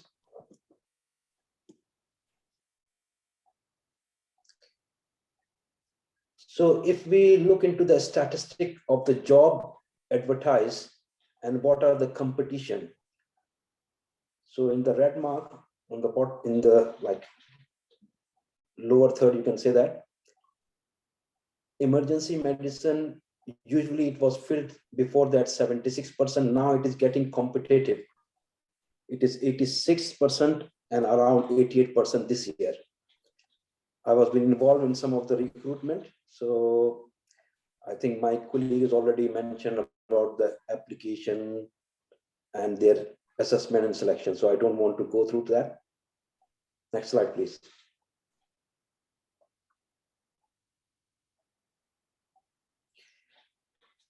So pathway of emergency training in UK. There is very simple. One after graduation, which is called a run-through training program. It starts from ST1 and end up at ST6, in which you will be a consultant. The combined route, which is ACCS, either you want to select and make up your mind that you want to do emergency medicine. So ACCS combined route, and you select that. At the end of 3 years, you must have to pass exam and apply again for the job, also for the training. The third and most important route, which nobody mentioned up till now, it is called direct route of entry into emergency medicine. Shortly, it's called DREAM program.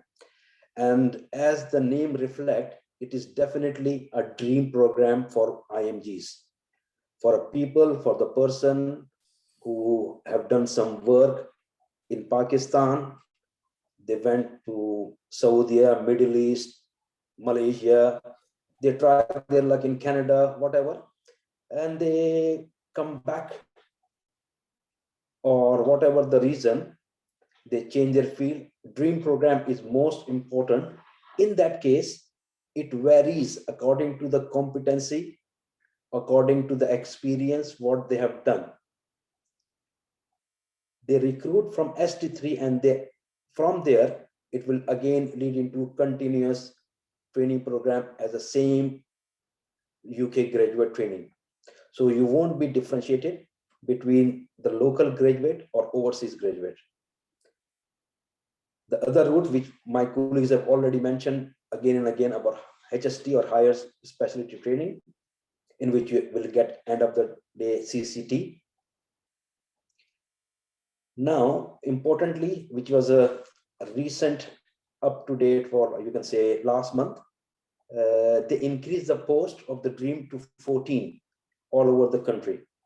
So before that, there was only few, and not much of the people knows about, or they think it is not existed, but that is a false information. I double checked with the GMC recently, and it is approved program. Next slide, please. So if we go back again, that qualification, what we required. Yes, you need to be a doctor, medical degree, either MBBS, MBB, CHB, MD, or in some related which is approved by WHO. For example, the person or people been to China or Russia or Ukraine or Turkey, first need to know they are compliant, they are accepted by the WHO degree. 2 years of foundation training, because it need to be matched with UK training. If not, then CREST form. CREST form need to be signed. So you can say in simple word, you have a medical degree and a house job. Next slide, please.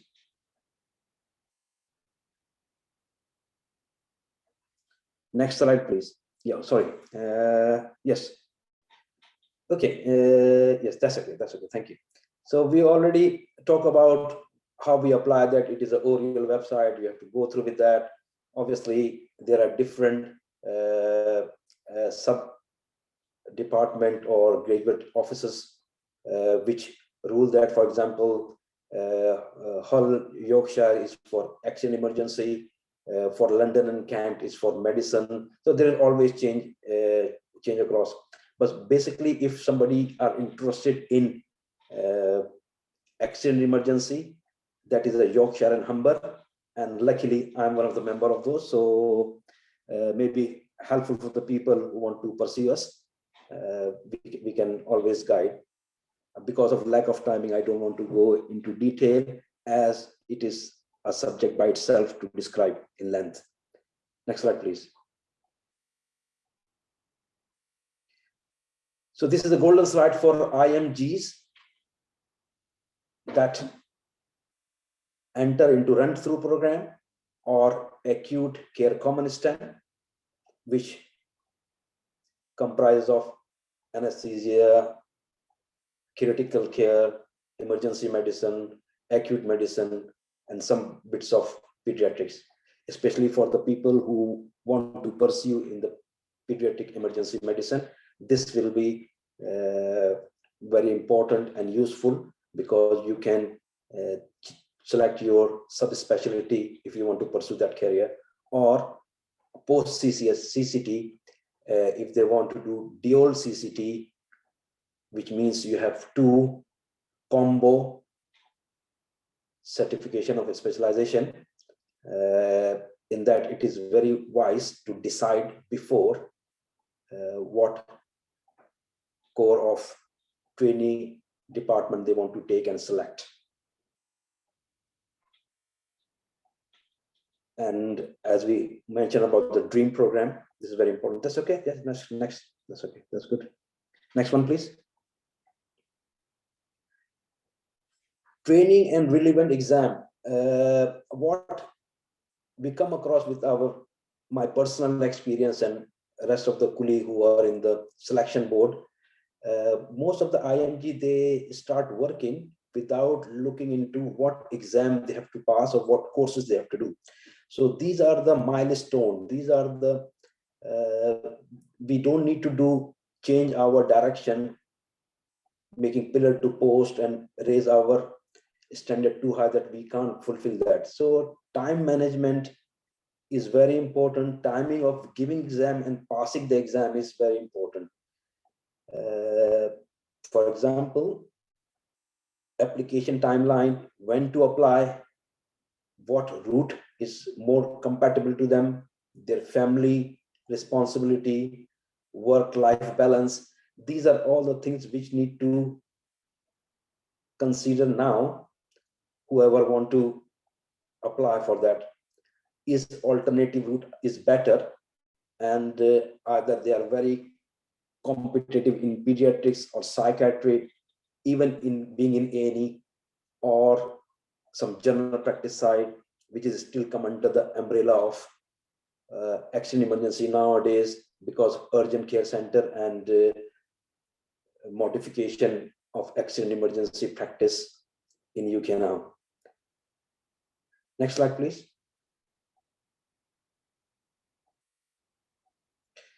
So as I mentioned previously, if we make it the simple thing, when you have to do FRChem, which is Fellow of Royal College of Emergency Medicine, there are 3 parts: primary, intermediate, and final. So primary at the level of C2, CT2, or ST2 is the same thing. Is a like different terms which you can say. So primary exam need to be clear in CT2, CT3. You must have under your belt FRChem intermediate and ST3 in the final. So you will get sign off. Next slide, please. So this is the most important slide, as most of my colleagues have already mentioned about it. So medical degree, foundation, CREST form sign off. If you are unable to sign some of the, like for example, you have done 6 months of house job only, you start non-training post, take the signature from the CREST, was relative supervisor, education supervisor, or consultant, then enter into the core training or run through. If you are already been trained somewhere, you have to take the competencies from sign, enter into the specialty training, and take your CCST after passing exam. Next slide, please. We need to keep an eye on the vacancies timeline. We already mentioned interview skills, interview requirement, and what pay scale, which region you want to work. You want to work in London, you want to work in Scotland, you want to go into Ireland, whatever it all depends upon. So these are the things for securing job in emergency medicine. Next slide, please.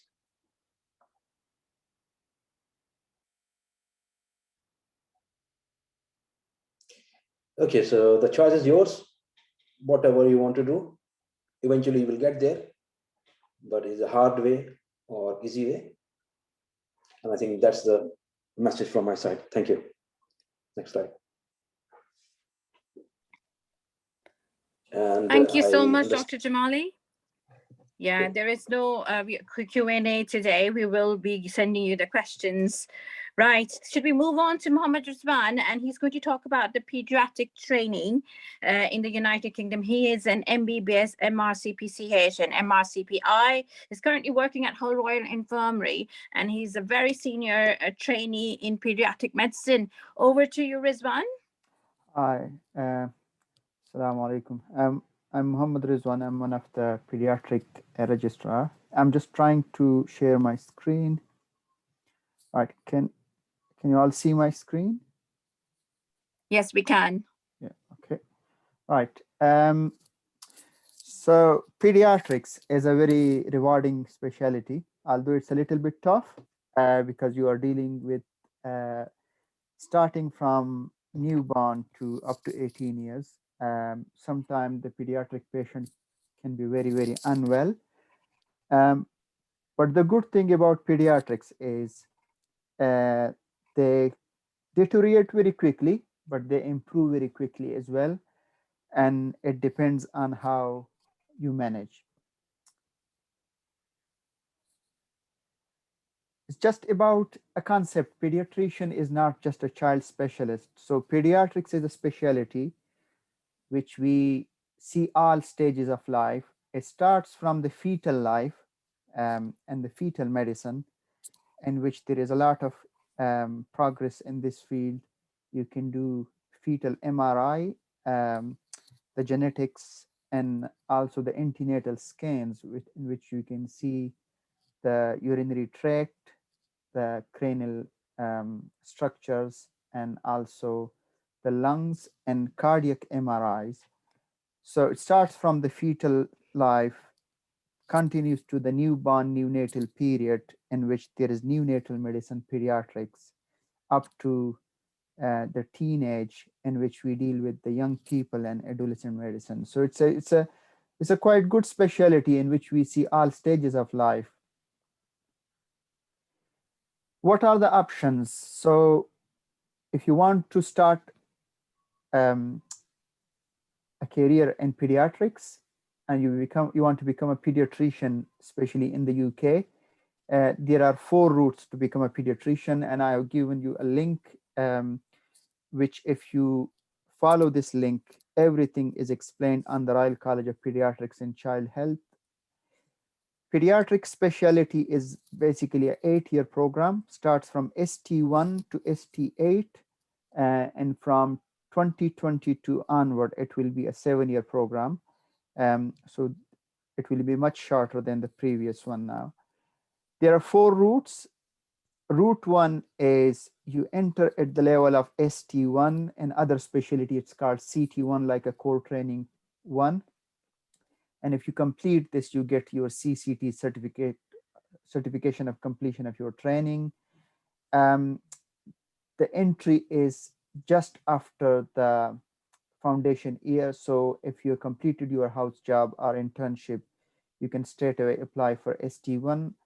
The second route is if you start entry at ST3, ST4 level, and there are certain requirements which I will come to at the middle of my presentation. Previously, if you enter at the ST3, ST4 level, you get a CSER CP, like a certificate of eligibility to the specialist register combined program. But now it has been recognized as CCT. So even if you enter ST3, ST4 level, you still get your CCT.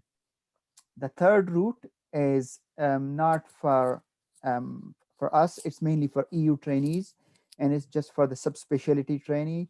So at the end of this training program, you enter just at the last 2-3 years. And if you want to subspecialize, and it's for the people who have done their pediatric training somewhere else, especially like Republic of Ireland, or if you've done in Netherlands and other countries, and you have that proof, you apply for the subspecialty training and you become a subspecialist. And the fourth route is the Caesar pathway. When you have become a pediatrician somewhere else, you come to the UK and you provide that evidence, and it takes time, but at the end, you enter to the specialist register and you become a pediatrician. This is a very good website. So the Royal College of Pediatrics and Child Health, if you go to the website and education and career, there is clear-cut pathway and very good explanation how you can enter into the pediatric training. And I would encourage everybody who are interested in pediatrics to visit this website. So this is a diagram just explaining how you can enter. So this is the ST1, ST2, so you can apply straight after your foundation year. And there is no exam needed. It's just the CREST form signing, which is generic for every specialty.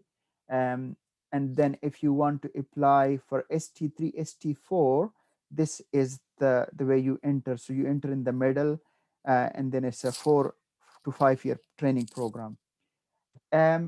Unlike all other specialty, there is no exit exam in pediatrics. You do all your exams in your first 4 years, and it's basically assessment and your reports from your supervisors. And at the end, there is an assessment called RCPH Start, which there is no fail or pass.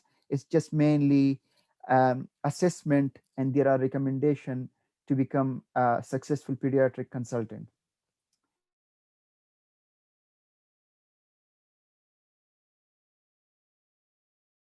The second route, like ST3, ST4. So for ST3, you should have 2 years of experience in pediatrics.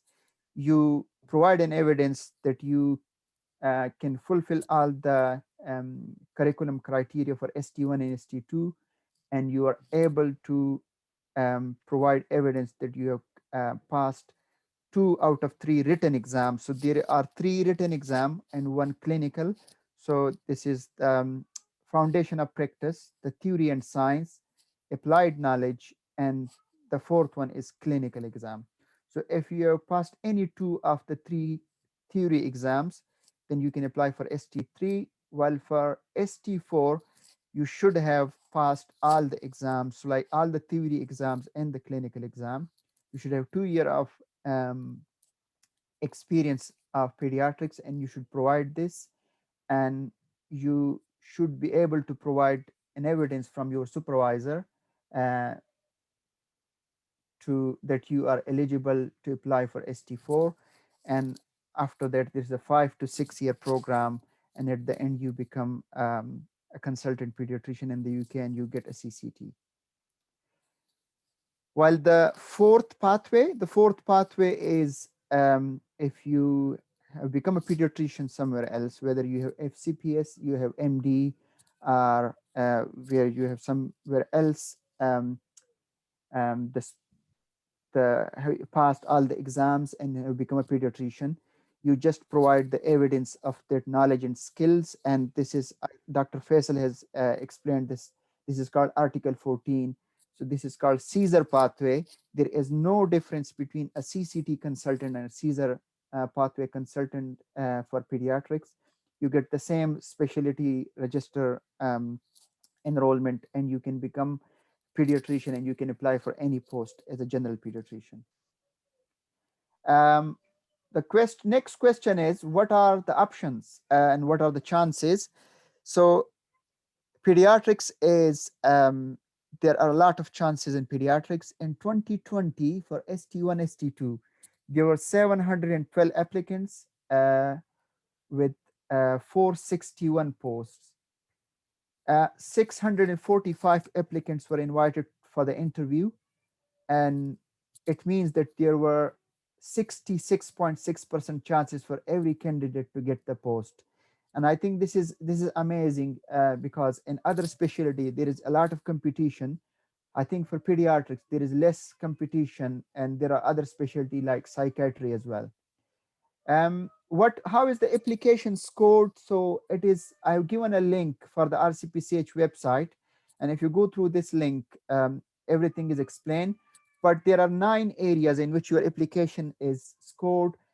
So like if you've done additional qualification, MRCPCH exams, all those things, and Dr. Umair and Farah, all those people have explained this. I will just go through the list. So this is how the application is scored. So area 1, is there any additional qualification, MSc, MA, or PhD? The second one is how many exams you have passed. The third one is, do you have any transferable clinical skill like a lumbar puncture, umbilical lines, arterial lines, intravenous cannulation, cranial ultrasound, echocardiography.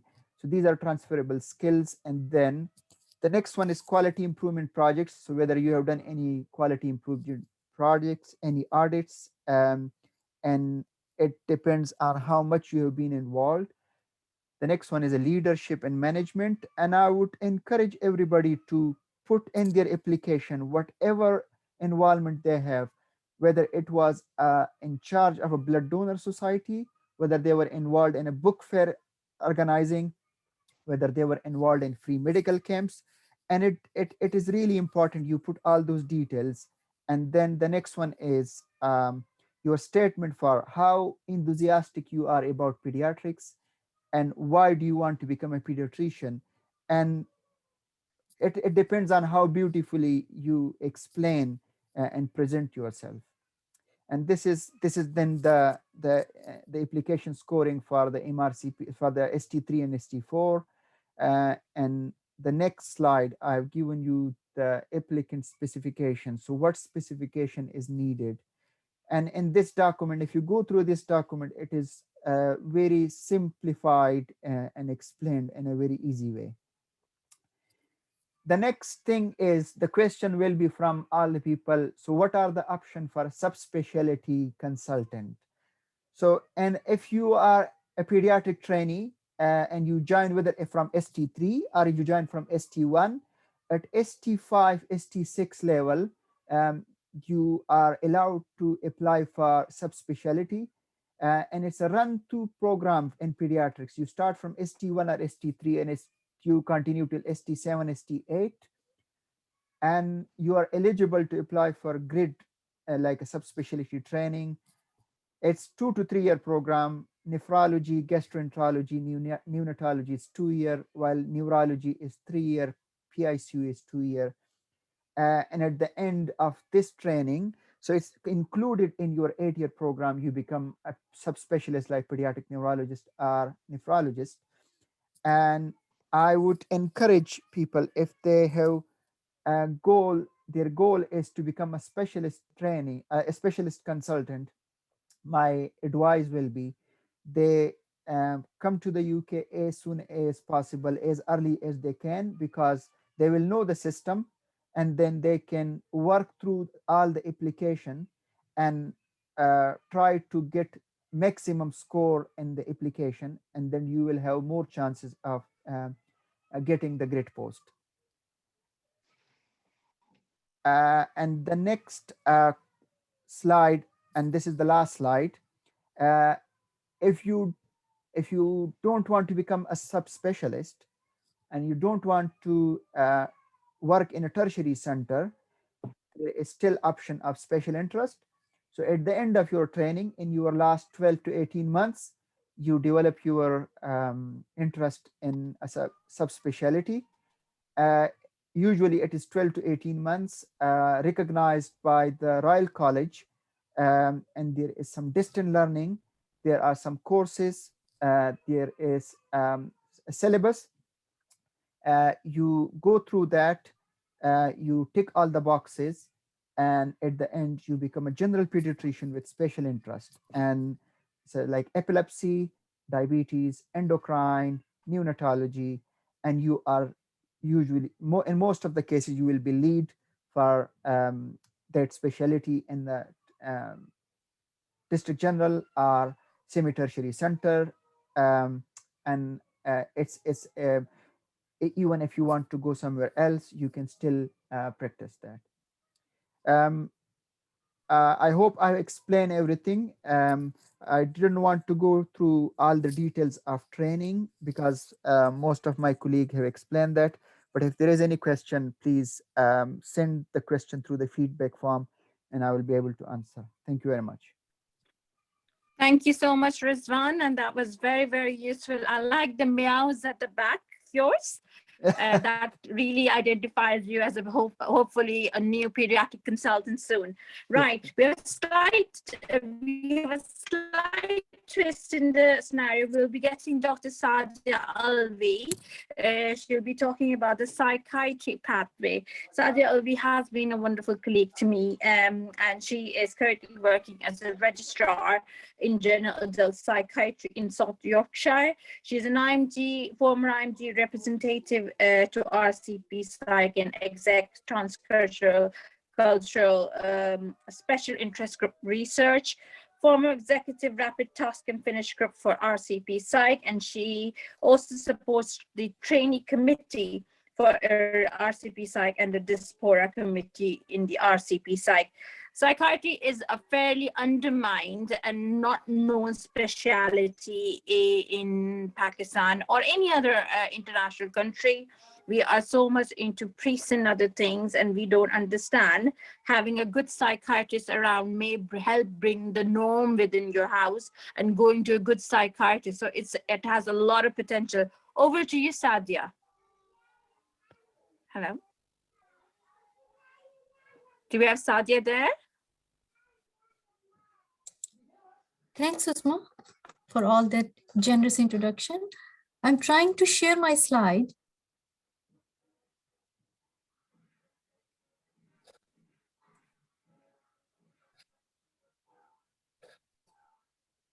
Hello. We can see your slide. Can you If hear just me? Go on to, yeah, we can. Okay. Yes, we can. Okay. Thank you, Uzma. Assalamu alaikum, everyone. I'm Sadia Alvi. I graduated from Punjab Medical College, Faisalabad, but all my training start from foundation year is from UK, and currently I'm ST5 General Psychiatry, as Uzma has already introduced me well. So I'll just crack on my presentation and will try to stick to the time slot allocated to me. Lots of things have already been covered. Next slide, please. Yeah, why we should choose psychiatry? I would say that 1 in 4 from UK population is suffering from mental health problems, and government is too much into that and expanding the services. So there is high demand for doctors, nurses in all categories, lots of jobs and training opportunities available for IMGs. It's friendly, good work-life balance, right from your core training to the consultant, your on calls are from home. Psychiatry are paperless trusts, so you will have access to all patient records. You can even prescribe from home, and even if you have to go and see the patient during your on call, you will have an hour to get there. So there is really good work-life balance, good pay scales.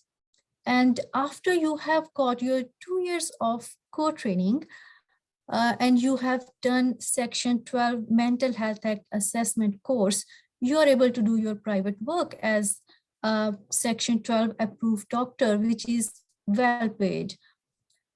Psychiatry in UK is both hospital-based and it's community-based. So you have option to work whether you like a hospital job or you want to work in the community. Next slide, please. So portal of entry, basically, as my colleagues mentioned, there are 3 basic routes.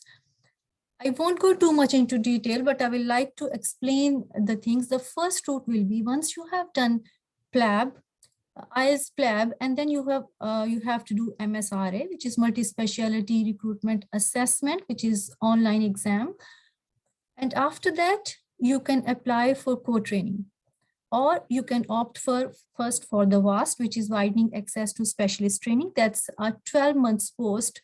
During that post, you will have an opportunity to work 4 to 6 months in psychiatry, or it could be a GP post as well, or you will have taster session in both of these.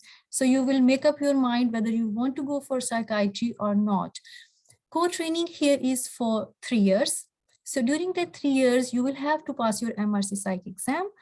I'll come back to that. And after you have passed the exam, you will apply for higher training, which is usually for 3 years.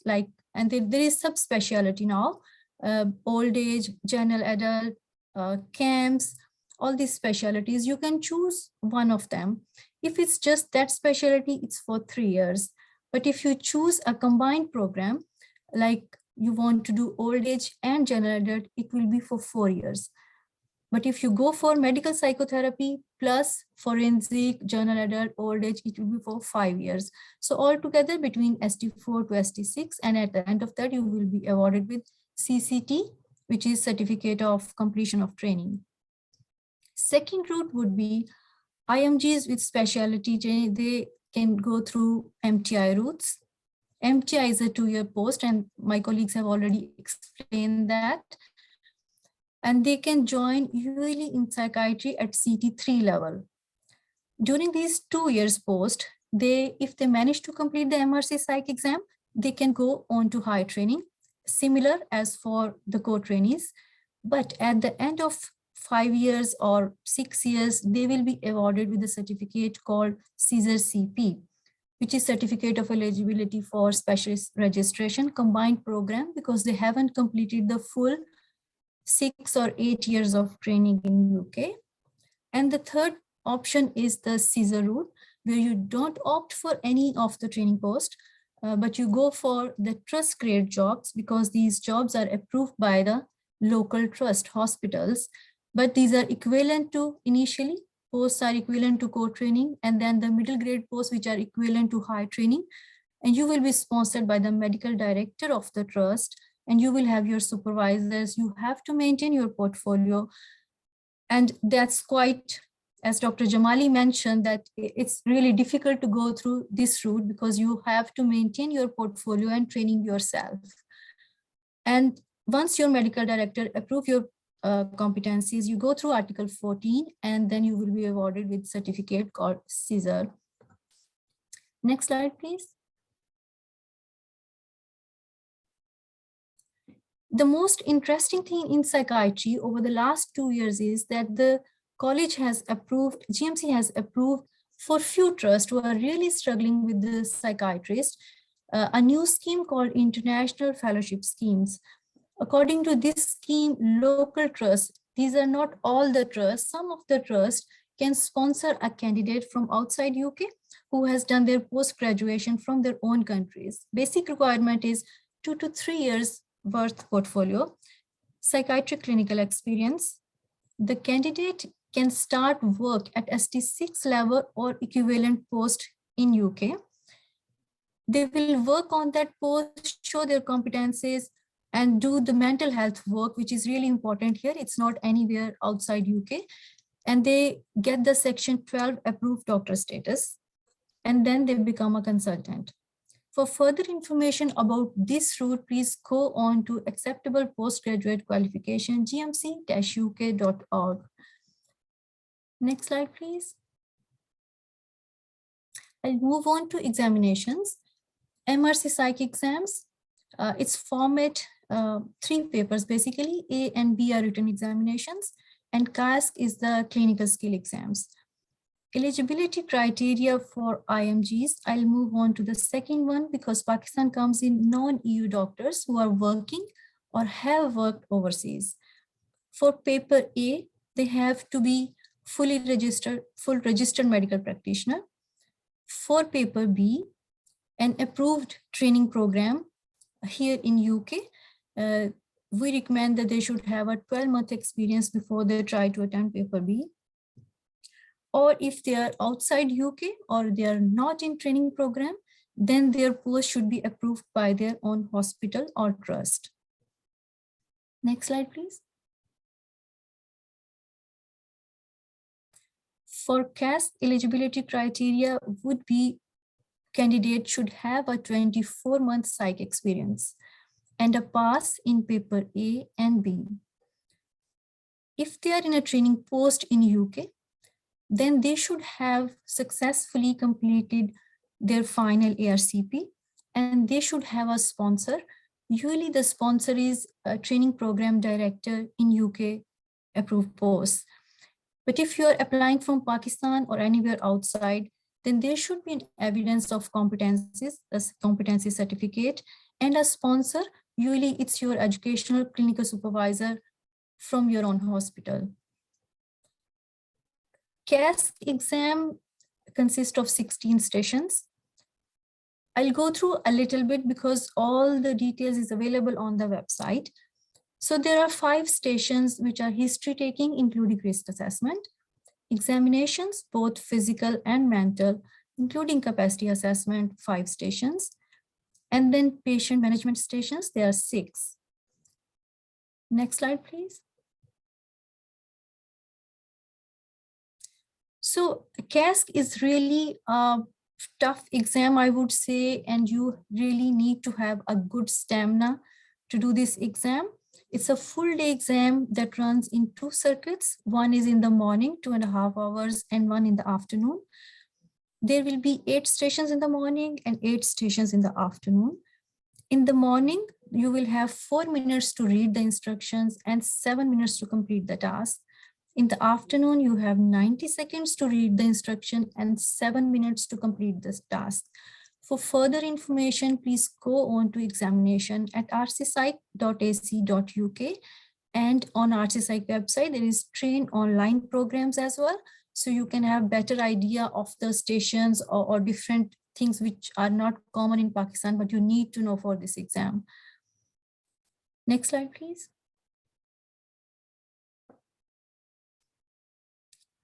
Application process. For England, Wales, and Scotland, it's the same. For core training, there will be 2 steps. As my colleagues have already mentioned quite a few times, you have to make an account on Oriel system. That's the first thing. And then you can choose a specialty, whichever specialty you want to go for. You need to have a certificate for readiness to work that will be provided by your supervisors.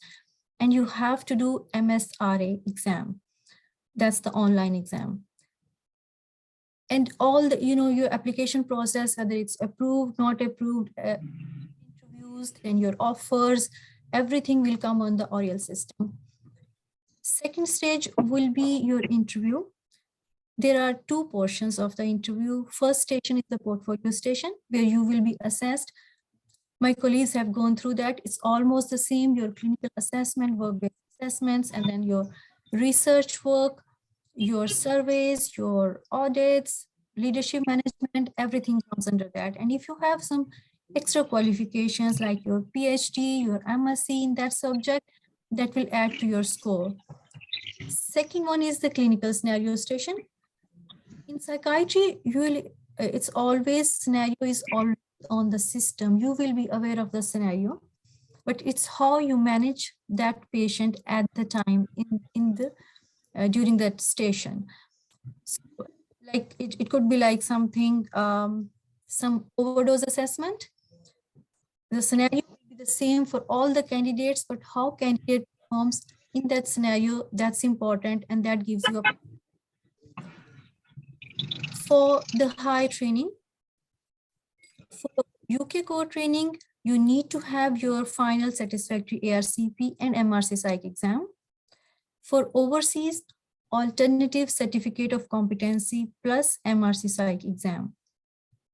Interview will be the same, portfolio station and clinical scenario station. Next slide, please.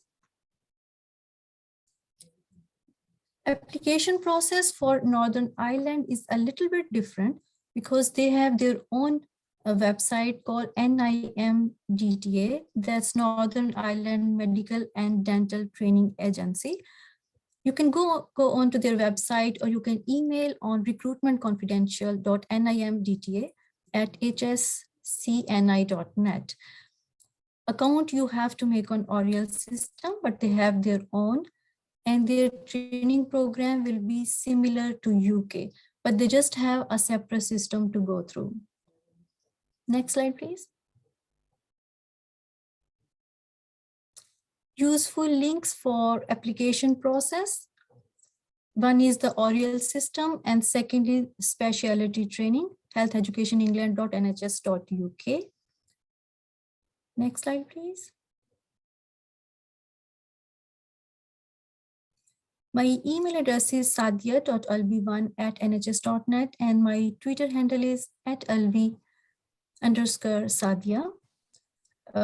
Please, if you have any queries, do get in touch, or email me or just message me on Twitter. Thank you very much. Thank you, Sadia. That was very, very useful and very elaborate. We'll be having Dr. Akbar now. Thank you, Dr. Akbar, for coming and joining us today. So Dr. Mohammed Javed Akbar, he is a consultant radiologist currently working in Doncaster Basilo Teaching Hospital, NHS UK. He's a DOG graduate and he has done his MRCS, MSc from Hull, and he's an FRCR.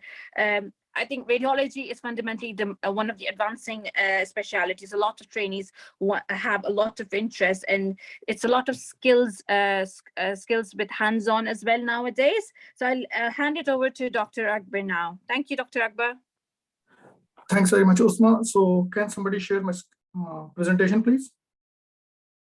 Thanks very much. So as Uzma has kindly introduced myself, so we can go to the next slide.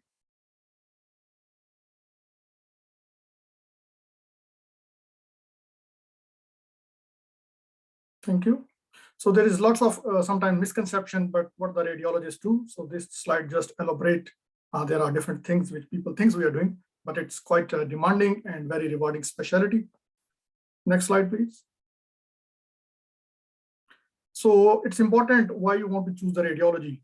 And I think as Dr. Uzma mentioned as well, that there are very excellent job prospects. There is a shortage of radiologists all over the UK. And if you have CCT in your hand, and if you walk into any radiology department, I bet the clinical director won't leave you without offering the job.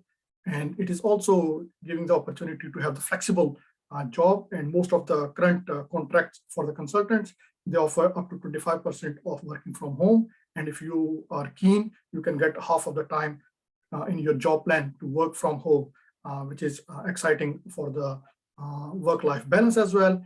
There is very minimal online on-call commitments. And apart from good things, there's also some challenges within the radiology, and artificial intelligence is one of them, because very soon we are going to see most of the examination or some of the examination being reported by the science or robots or whatever we call them. But they are there to support us.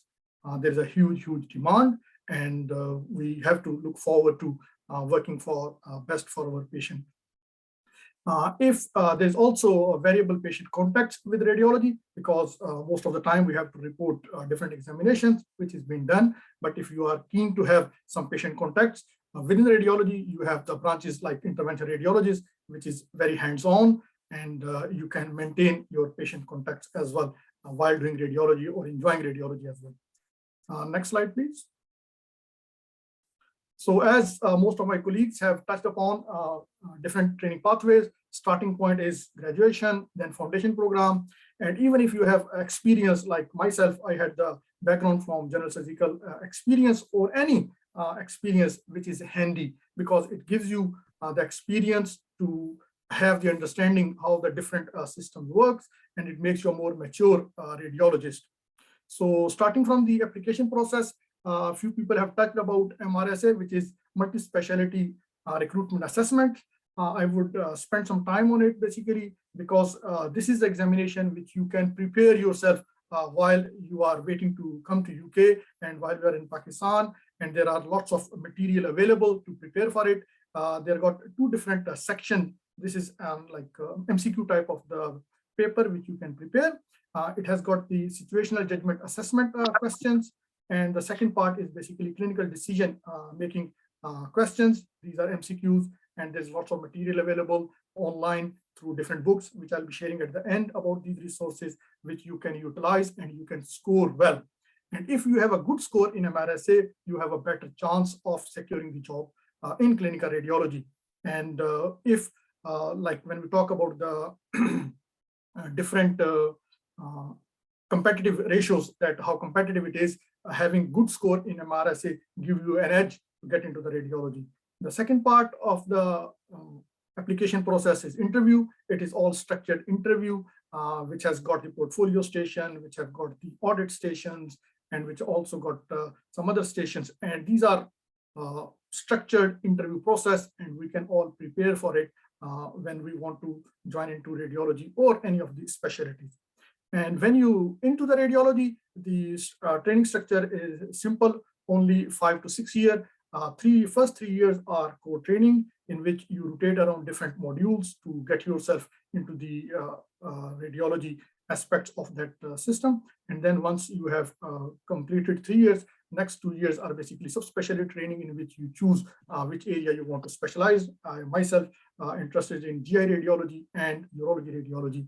And there is an extra 1 year if you want to get 2 CCTs, one in general radiology and one is intervention radiology. Then it becomes 6 years of training program.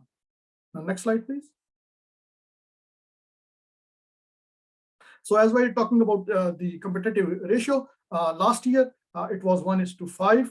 There were more than 1,600 candidates for 350 jobs. So if you have scored well in MRSA, so top 50 candidates who have scored top of MRSA, they will offer jobs straight away without going for the interview. So that is the good point for preparation. And if you got the material in hand, you should work it way through.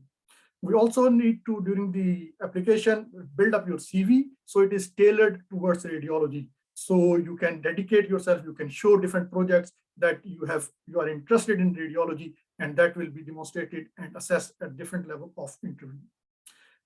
We also need to do some audit so that you can prepare for yourself. And there is within the Royal College of Radiology website, there is a link for Audit Live, in which they have prepared the templates for different audits. So you can just take a template from it and do that audit while working in any department, or during your house job, or during your training, even in Pakistan, so that you can demonstrate that how committed you are within your specialty and how you want to get into the training.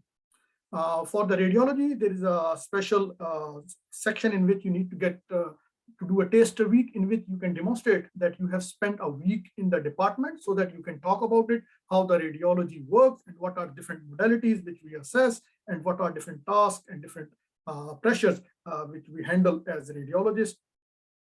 And we'll talk about application timeline. Next click, please.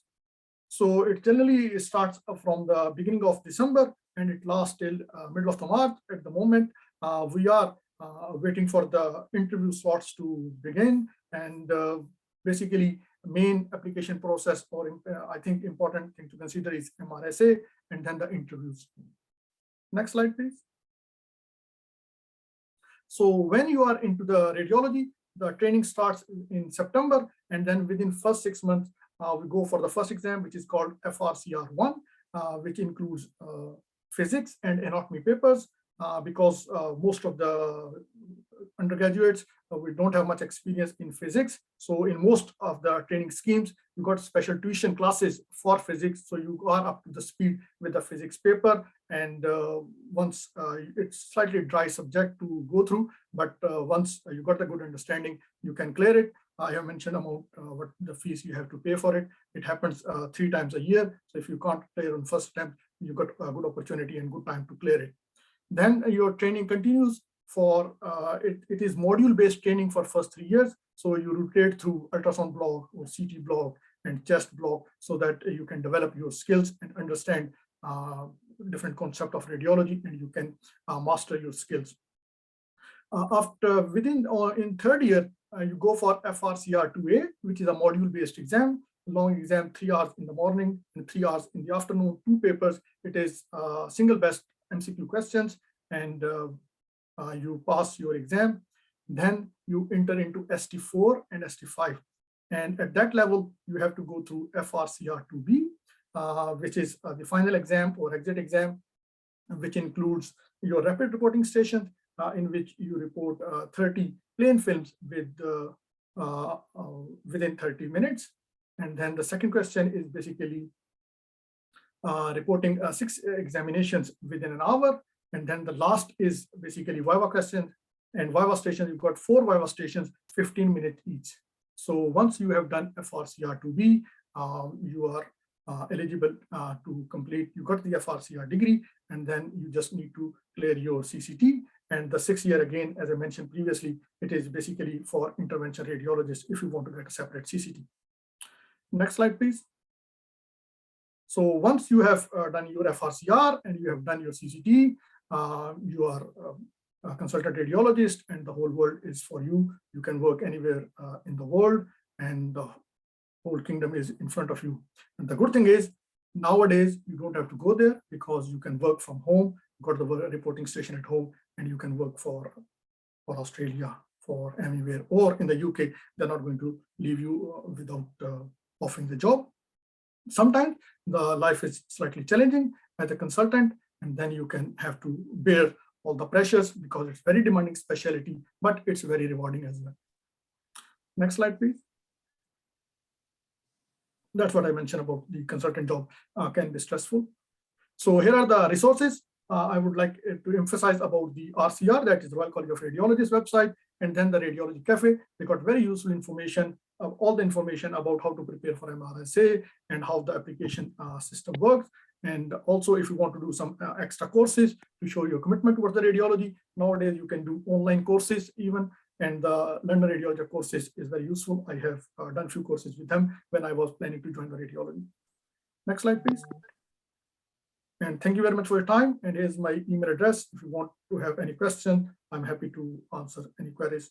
Thanks very much for your time. You all, thanks. Thank you so much, Dr. Akbar. That was wonderful. I think we cannot survive nowadays without radiology. It's all evidence-based practice, isn't it? So, right, we will be moving on to our neurology section. So it's Dr. Farah Shiraz. She is an MBBS and MRCP UK, and she's currently working at Hull Royal Infirmary as SPR in neurology. And now neurology basically is, again, the run. We wouldn't talk about how you get into neurology in terms of the initial bits, but how you get into neurology we will do. But you don't have to do GIM when you're doing neurology. That's my understanding. Farah, over to you. So it's a good social life balance, really, if you are looking forward for being more brainy, look smart, and yet a good lifestyle.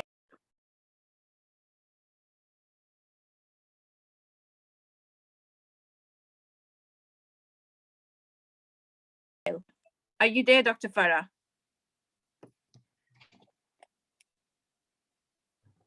Can you hear me now? We can, yes. Okay. So can we share your slides? Yeah, I'm just going to share my slides first. I'm just going to.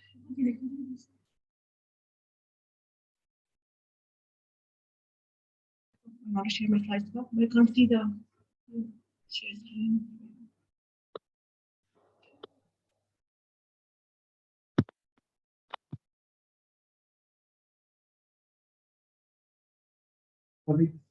Huh? Yeah. Can you see something there? Hello? Uzma? No, we can't. You can't see? We can't. Do you want time to share I it? think you can move on to. Yeah, you can. I think move on to next. I'll call Dr. Mara and you can send it to Farhana and then we can take it from there. All right. Okay. Thank you. Amara, are you there? Yes, I am. Yeah. Excellent. So we'll be talking about obs and gynae now. Sorry, I've moved on from neurology to obs and gynae just to stop any delay, really. So Mara Sultan, she's an MRCOG and MRCPI, ST5 in obs and gynae. She is working at North and East York. She's a North and East York trainee, currently in Pakistan on a holiday, and she is going to help us out. And help you all out how to do, because I have no role now, I'm a geriatric consultant. So really how to go about in obs and gynae. Yeah, so can everybody hear me? Yes, we can. That's great. And is my screen shared as well? Yes, it is. Fantastic. I'll just put this all down and I'll put a timer on. Can I ask the rest to mute, please? Okay, I don't want to see this screen at my Sorry. All right. Okay. So as Dr. Tazeen has introduced myself, I am an Obs-Gynae trainee. I'm actually a graduate from Rishta Medical College. And currently I'm on my maternity leave, so I'm in Pakistan at the minute. So Obs and Gynae training program, it's a minimum of 7 years of training if you're a full-time trainee, excluding the foundation module, which is another 24 months of your house job and a non-training or a complete of foundation program. Interestingly, it's a run-through program, starts from ST1 all the way to ST7. But there are 2 entry points for training program, which is both ST1 as well as ST3, which I'm going to talk about next. There is also a non-training pathway, which leads to Caesar, but I'm not going to talk about that. Whether you enter at ST1 or ST3 level, you're going to get a CCT at the end. So I'm not going to talk about Caesar or Caesar CP programs. Basically, Royal College of Obstetrician and Gynecologists regulates the teaching, training, examinations, everything for the ONG doctors. This is a picture from the program, which is available on the RCOG website. And what they have shown is the basic foundation training, after which you start at ST1 level. You have to have part 1 MRCOG by the time you start ST3, if you are entering from ST1 level all the way through to ST7. At the end of your ST5, you should have finished your part 2 and part 3 MRCOG exams. And then ST6 and 7 are advanced level of training in which you develop special interest sessions, special interest ATSMs, modules, or you can do specialty training.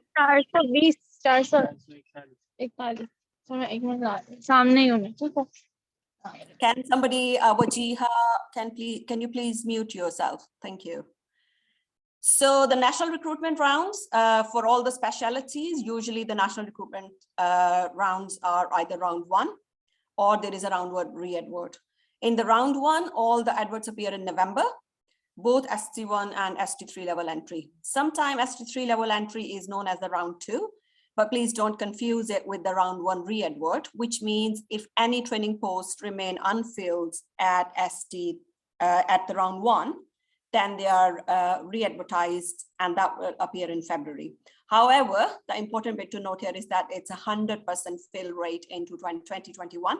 So there is not going to be a round 1 re-advert, and that is usually the case for last few years now. Round 1, okay, so I took this from the recruitment website and it says Obs and Gynae. You can see there were in 2021 for ST1 entry, 877 seats and 260 posts available, 877 candidates applied. So it's about a 3.3, 1 into 3 people will get a training, which is not very competitive, I would say, but still you have to develop your portfolio, your clinical skills, and a lot to do because it's a surgical specialty. And ST3 entry, the seats were really very limited. Applications submitted were 312 and only 22 posts were available. So it's a competition ratio of 1 in 14. So you really need to develop your portfolio and clinicals and surgical skills if you want to get entry at ST3 level. All the important websites from where I have taken all these documents. Everything is available on these websites. It's basically the Obs Gynae training program is managed by the Health Education England Northwest Deanery. So it's a national recruitment for including all the England, Scotland, and Northern Ireland, everywhere. So person specifications are also available for both ST1 and ST3. I've linked them here. If you get a copy of these slides afterwards, you can go through those. But applications are submitted on the Oriel website. So for ST1 level entry, the process is simple, straightforward. Standardized long listing process. Long listing actually means that you are a doctor, you are registered with GMC, and you have done your foundation training by the time you're going to start this post. So and you are fit to practice in the UK, and you have a visa. It's no longer a requirement, and you're not treated differently from the people who require a visa or who don't require a visa. Second part would be the multi-specialty recruitment assessment. So I think a lot of people have gone through this exam. It's not going to be an Obs Gynae exam. It's going to be a general exam for the foundation trainee. So like house job, at that point, finally a house job level exam. And it allows the shortlisting for the ST1. How it happens, I'll just talk about it next. And then this is followed by an online interview. So for ST1, the most important bit is that you have to have two basic things. One is the CREST form, which is the Certificate of Readiness to Enter Specialty Training, which is you can download everywhere on the training recruitment websites. This basically is about the foundation training competencies. Most important bit for ST1, you should not have more than 24 months of clinical experience in ONG. So if you have done Obs-Gynae 6 months or 3 months rotation in your house job, that doesn't count. Outside the house job or after your house job, it should not be more than 24 months by the time of your start date. So based on ST1 MRSA scoring, so all the long-listed candidates will appear in this exam, which usually happens in January. Interestingly, the top 75 score candidates will bypass the interview and they will be offered jobs directly. They will be asked to preference their post wherever they want to choose the area. Those with very low scores will be shortlisted out. And the middle bit will be those who are invited for an interview plus the score of the exam. So exam will count as 50 marks. And the online interview will score for 100 marks. So it's 2/3 for the interview and 1/3 for the exam score. So important, the top 75 candidates are not interviewed, top 75 in the exam. So the next would be interview plus MSRA. So that means that 76th candidate. However, as I mentioned, there are 260 seats in the last recruitment round. So there's still a chance, there's still a good chance, even if you are invited for an interview. And you have to pass the 50% interview score to be appointable. And offers are again made in the rank-wise order, which is the usual wherever, whichever the specialty is. So your online interview will have a clinical prioritization station. For ST1, it will not be an Obs-Gynae priority. It will be general medical surgical wards and how will you prioritize, who will you see first, and that kind of questions. You will have a few scenarios, few patients, and you're being called to see everybody, and then how will you prioritize them? Then there is a structured interview. In the structured interview, you will be asked questions, I'll just mention it next, and the overall performance score. In the structured interviews, again, commitment to specialty, quality improvement projects, research, teaching, experience outside of medicine. Team working and leadership is really important in this specialty, because obstetrics on call is really a huge teamwork. 24/7 service provision is the most important bit in this specialty. If you're entering at ST3 level, the process is a bit more, a bit different in a way that you will be long-listed, again, the same criteria, and then you are shortlisted as well. There's a new criteria. When I started my ST3 entry, I did not go through these questions. But it wasn't named as a white space questions, but I obviously had all those questions in my ORIAL application. And then there is an online interview. The important bits for ST3 entry, you should have at least, in this bit, you should have at least 24 months experience in ONG, not including your house job modules or your foundation training modules. And part 1 MRCOG, you must have passed part 1 MRCOG to be able to apply for ST3. Either you should have your ARCP for ST1 and 2, or the Certificate of Alternate Competencies signed. Basic practical skills course or any equivalent course, there is one in Pakistan as well, if you are an ONG trainee in Pakistan, but it's currently with COVID, I think they have kind of postponed it and they're not required at the minute. So white space questions will show how committed you are to the specialty. There will be 2 independent assessors. They are usually ONG trained consultants, and they will assess your application against a scoring framework, and that will shortlist the candidates who will move on to the next step of the interview. So candidates who are invited to interview will be in the rank order based on your application. Clearly written as no priority given to those who require a visa or who don't require a visa. And if the interview capacity is less, then this criteria and scoring can be used for shortlisting as well. So if you score very low in these wide questions, then you may be shortlisted out at this stage. So I will not go through the details, but I've just highlighted, underlined. The first question will be about the commitment to the specialty, what you require in that, what are your long-term goals, medium goals in this specialty, how do you meet the person specifications. I have linked the specifications for both ST1 and ST3 at the beginning of the presentation. You also, have you participated in any management roles, rota coordinator, any member representative in or outside of medicine? That doesn't matter. Actually, outside of medicine really looks good on your CV. Teaching experience, any formal, informal training, or any qualifications that you hold in teaching. Also clinical audit, quality improvement projects. That again is I think the important bit for all the specialty entry programs. And your academic achievements, research, articles, publications, everything counts. So next to it, it just says how much marks you can be given based on that. All important is this form, which is available again on the recruitment website. It's alternate certificate of ST1 to competencies. If you have not done ST1 and ST2 and you're directly applying for ST3 entry, then you need to get this certificate signed, and it can be signed by any consultant in the last 3 years who has at least supervised you for 3 months. It can be in the UK, it can be in Pakistan as well. And if you are an ONG trainee or a non-trainee in Pakistan, I think you do perform most of these procedures. I will just talk about rest of the things are just the same, which I've already talked about, but technical skills are the surgical skills that you have to have signed off. And I would really, really emphasize that don't be dishonest. If you have done something, you say, yes, you are confident in doing it and you can do it. But if you're not competent in doing something, never ever get these forms signed as a fake forms.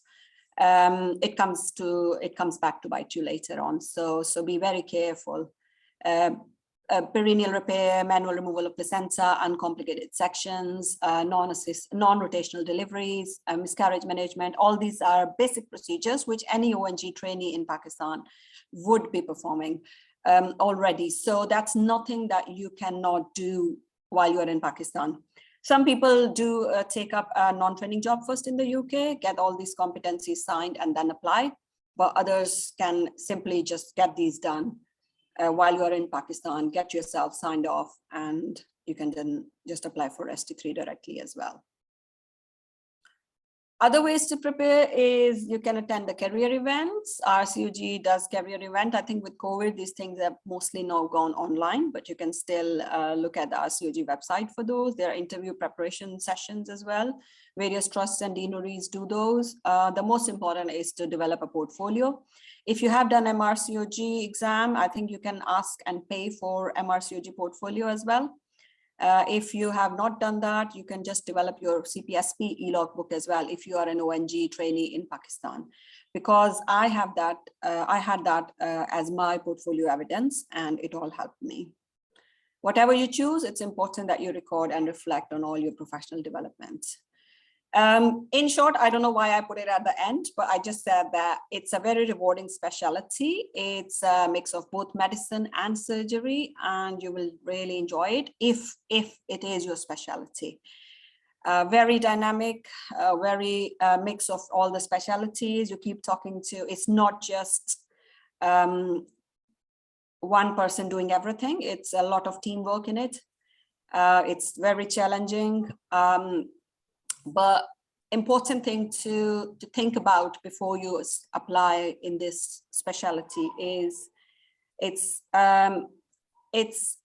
not just that you do the 7 years of training and you're a consultant and now you're a god. You can do anything and everything. This specialty, I think, I would say with like all other specialties, is a stepwise progression, and your learning never stops. Every day is learning.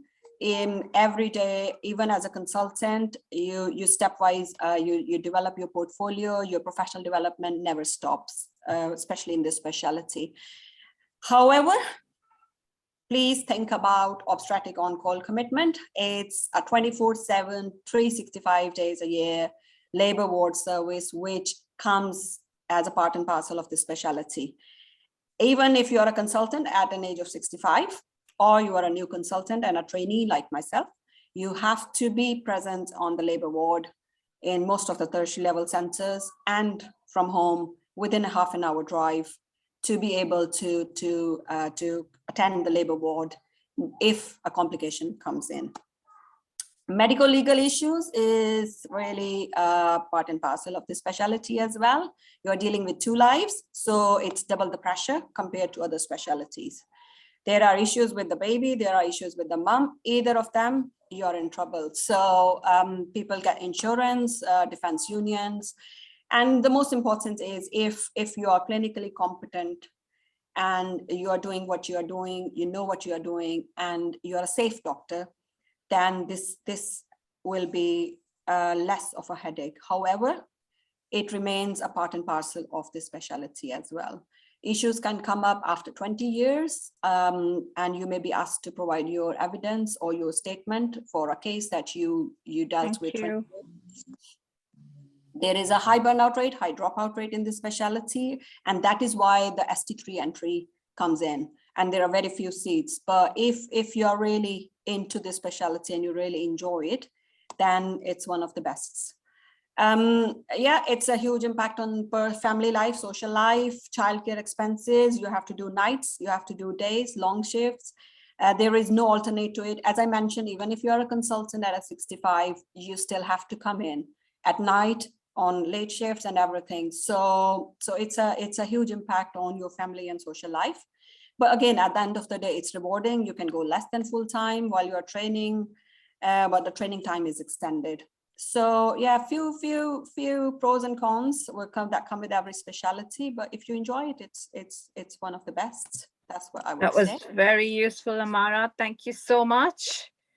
Yes, that was wonderful, and I'm sure there will be a lot more questions for you coming in. Answer all the questions. Yeah, so they will be coming through a feedback form to you, if that is all right. Thank you. We'll be moving on to, we're running a bit later, that's why I'm hasting here a bit.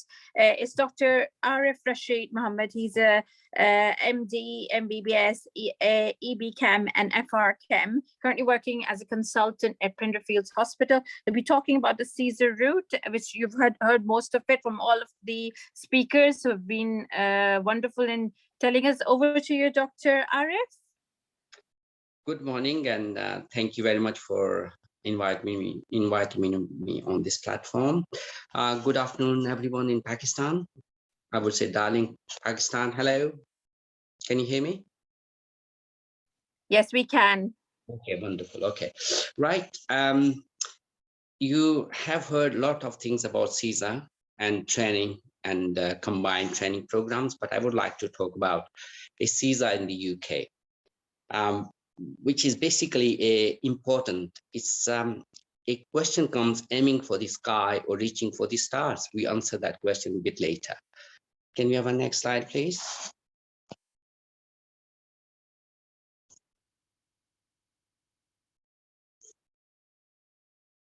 Right. These are my roles. Why these roles are important? Because some of them are related to CESA network, which we created a few years ago now, and also research coordinator, which is again leadership skills, research skills. They come part of the CESA training, and rest of obviously are my role as a non-clinical. Can we have a next slide, please? Right. As everyone come to the UK, they do this IELTS PLAB business. After a PLAB, some international medical graduates, they go on to training programs and do whatever is required. They get at the CCT level. However, unfortunately, some graduates, they do not sort of get onto that level due to some family reasons, some medical illnesses in the family or by personal level, and they end up unfortunately as a trust grade post, and they work there for years and years, and they at the end they got an opportunity to do a CESA so that they can be on the register. Next slide, please. Right, everyone knows what CESA is. It's basically a process by which those doctors who have not trained in an approved program and can demonstrate their knowledge, skills, experience are equivalent to that of the relevant CCT to join the GP or specialist register. So what we need, we're going to talk about it. Next slide, please.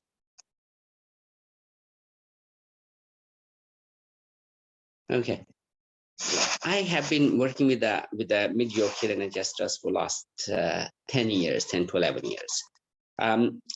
I have spoken to many people, especially specialty doctors, which old word was middle, we should not say that word anymore, and also a locum doctors. And I come across there's a huge barrier for those doctors to get onto the specialist register. Hence, I decided to dedicate myself to this issue. Can we go next slide, please?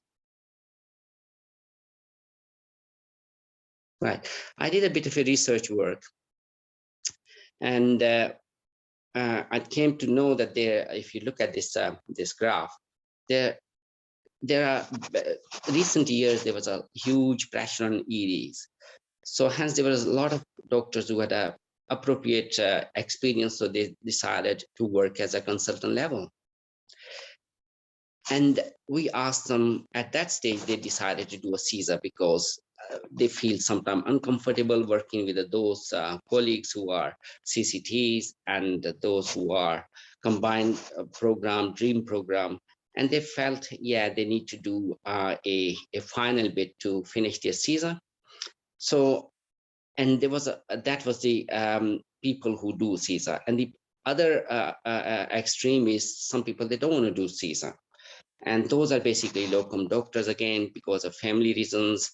They can't get into the rotation, or they can't move one place to another place because of their kids' education, and so on and so on. And some people, they have a back home of family commitment, so hence they can't go onto this training program. So they don't want to do this CSER. But we'll talk about it later because there are lots of barriers that does not let them to go on to the CSER program.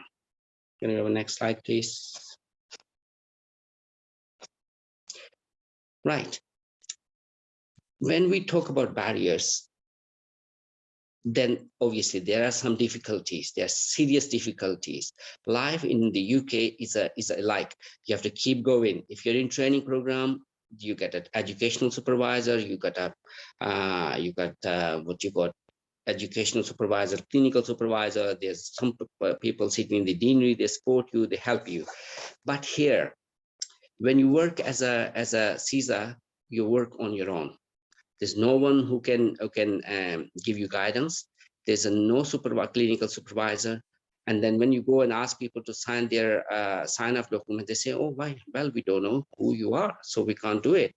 So that's the problem. And then they get less SPA time so they can do that. And that really requires a huge amount of time to fill those paperwork.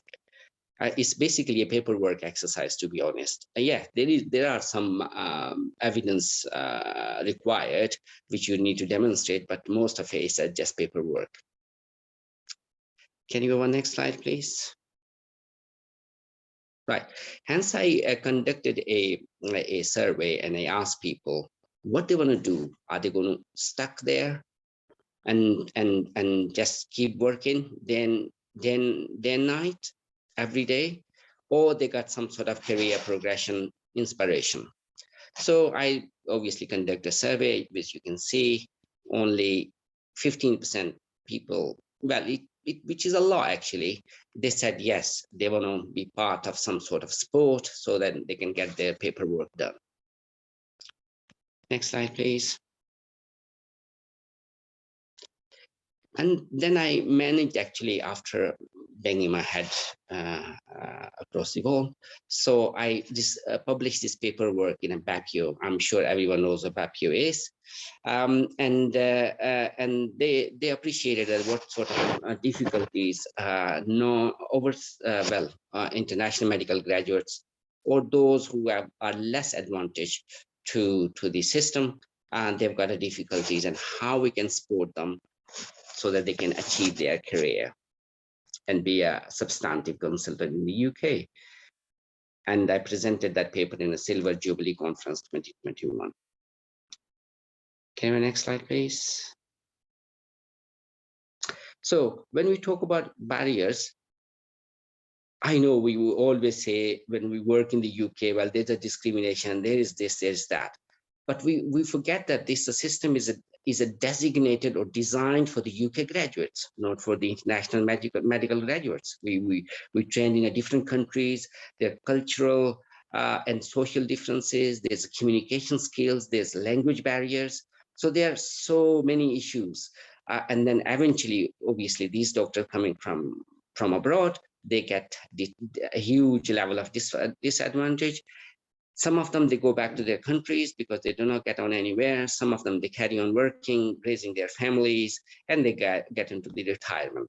So most doctors who have a primary medical qualification, actually, it was shown that 60 to 7% are without specialty training.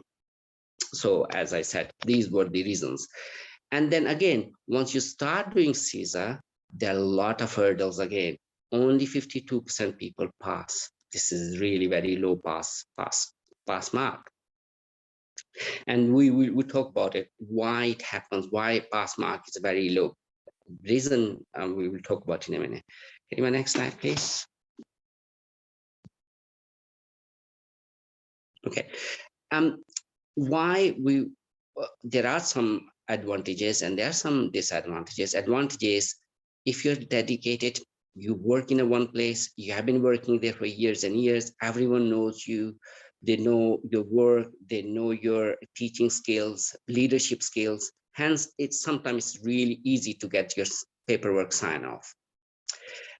So these are the advantages. You don't need to move one hospital to another hospital. You don't need to go through another stress, moving your family across everywhere and meeting a new people. Sometimes you get on with people very well. Sometimes you do not get on very well with people. And that all actually affects on your training. But it's good that you stay in one hospital and you can organize and design your own training in your own time. There's no rush and there's no time pressure. Next slide, please. Well, we before coming into Henry Ford, we say those barriers was, we decided to create a CSER network, which was the first or second slide where my role is. We need a support for those doctors. We created a no CSER network in the UK, and we got a designed a map. So every training should follow that. And it's dead easy. No, looking at that time period, we think 24 to 36 months, you can do your paperwork and you get CCT equivalent, obviously, CSER CCT equivalent to CCT. It's all achievable. So what you need, basically, when you get stuck on a middle grade post, well, I shouldn't say that actually, on specialty post, all you need to do is find a person and get a career advice, what you need to do, what sort of paperwork basically you need to put together. Sometimes people, they start getting paperwork which is not relevant at all. So hence we decided there should be a CSER network that will be very designed to those doctors who, bless them, they're stuck somewhere. And actually, my organization did help about 10 to 15 doctors so far, and they got on specialist register. And we want to grow from there. And obviously, especially those doctors who oversee, we want to tell you that, yes, if you get unfortunately on that stage, we are there to help you now. And yes, I would say Henry Ford saying, if you always do what you have always done, you will always get what you have always got.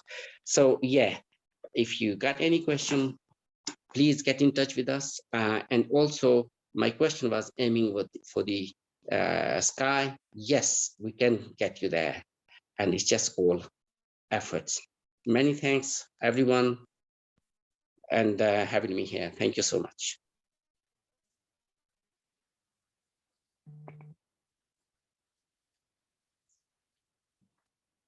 Hello, thank you so much. I think this is the most one of the most important part of the presentation. It's Omar, Dr. Omar Alam. He is an MRCP ST5 in acute medicine.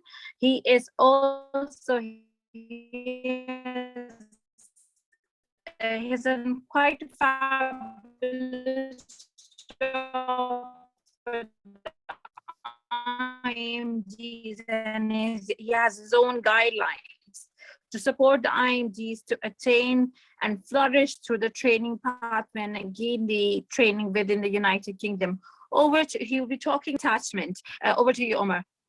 Thank you so much, Uzma. So yes, I'm Omar Alam and I'm an ST5 in acute internal medicine in Hull Royal Infirmary. Today I'll be talking about visas and clinical attachments for international medical graduates. So first of all, a bit about visas. For PLAB or clinical attachment, you need a visit visa. There's a link to that website. It's an official website. It has everything in detail. So just read through it and just go through all the points over there. It's pretty straightforward. My purpose of this talk is just to give you a summary and just to share some tips to avoid any rejections and to have a successful visa application, okay? So some documents required for a visit visa. You need your PLAB booking, or for example, your clinical attachment booking. You need airline tickets, which should be provisional. I try not to buy them just because in case there's a delay in your visa processing, or if there's a rejection, you have provisional airline tickets and your money won't be wasted. Have an itinerary, that is your whole journey, from airline tickets to coming to the UK to where you will be staying, how long you'll be staying for, and most importantly, funds. I'll go through that in detail in the next slide. And a cover letter helps. Make it as detailed as possible, as if you're explaining your situation to a lay person, convincing them that you will be coming back to your home country. The reason being is that, unfortunately, there have been a few issues in which people have illegally overstayed their visit. Hence, the UK VI is very strict about this. So make sure that your cover letter is as detailed as possible and you provide as much evidence as possible to prove that you can come back to your home country, okay? There are some reasons for rejection, for example, not showing source of funds or how much funds you're using. For example, if I have £5,000 in my bank account and I'm showing that I'm going to be spending £6,000 for my travel, it will be a clear rejection.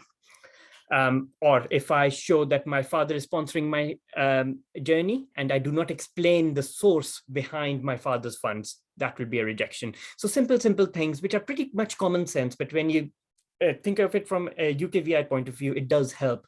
And always try to show motive to come back to your home country.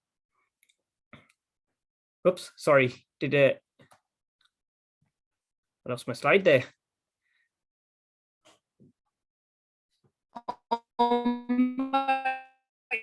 Your slides were not moving.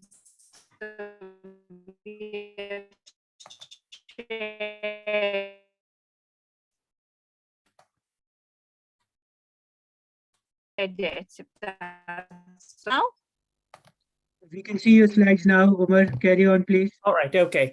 So if you could move on to the next slide, please. So reasons for rejection: not showing source of funds or not showing motive to come back to your home country. So just make sure you cover all of these points. Okay, next slide, please. Some tips for a successful visa application: write a detailed cover letter, ensure you have enough funds, and explain the source of funds in your account. And if you do not have those funds, you can always ask a family member or friend to become your sponsor in your home country or in the UK. But remember to show evidence of their source of funds, show their bank accounts, show a letter of support, and this will definitely help with the visa application. Okay, next slide, please.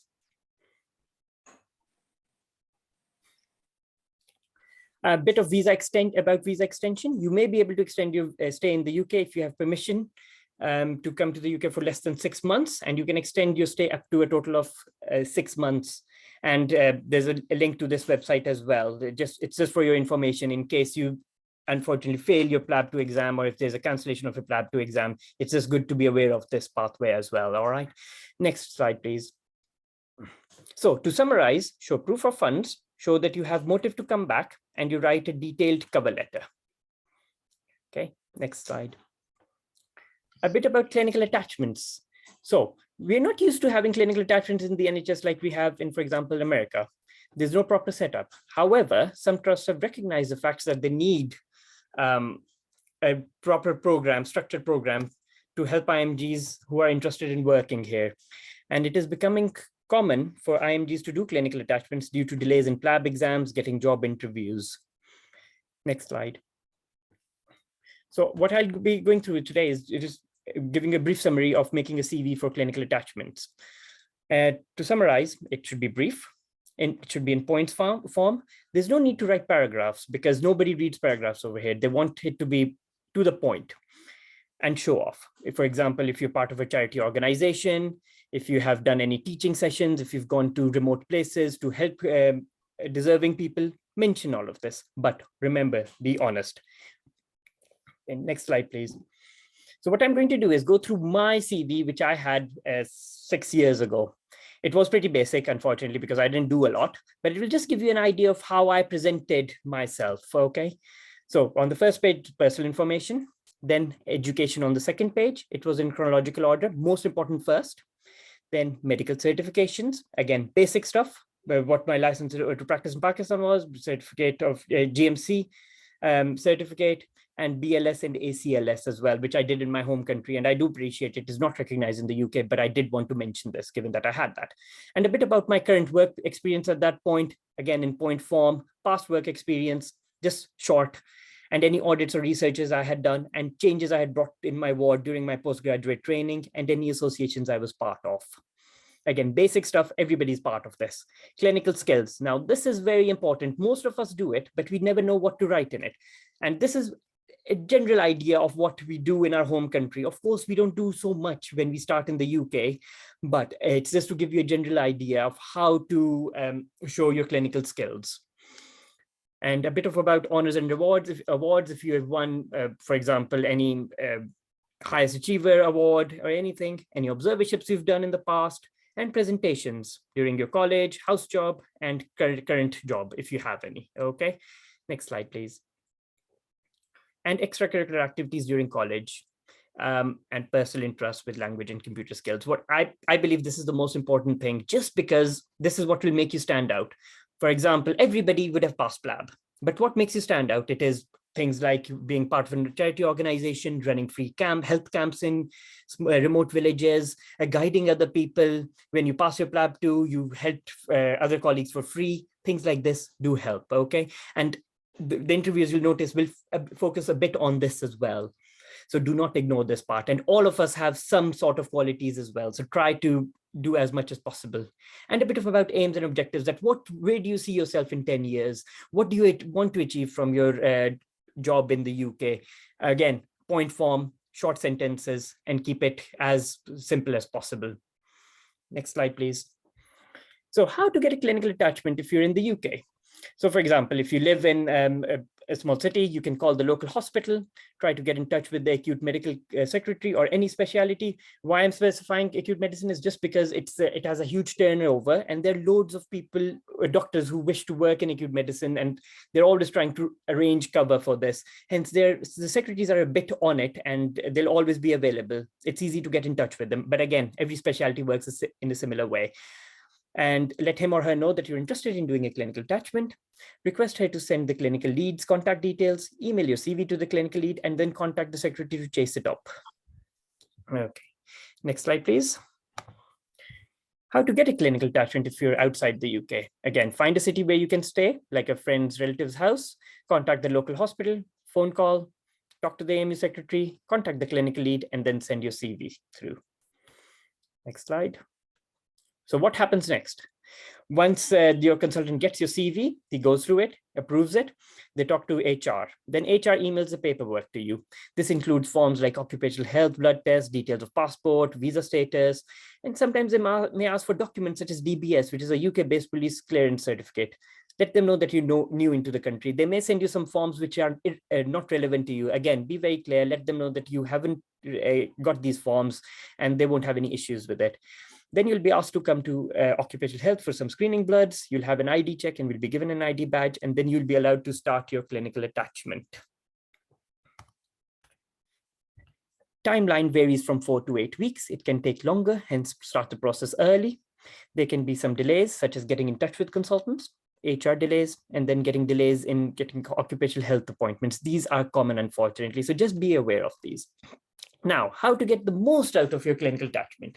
Meet the clinical lead and discuss what you want to achieve from this. Shadow junior doctors, and you'll be working as a junior doctor, so that is the most helpful. FY2s, SHOs, learn how the NHS works. Talk to other international medical graduates. They're everywhere, honestly, in every trust, in every specialty, and you'll get to meet them. So talk to them, ask them to share their experience and any tips they have for you.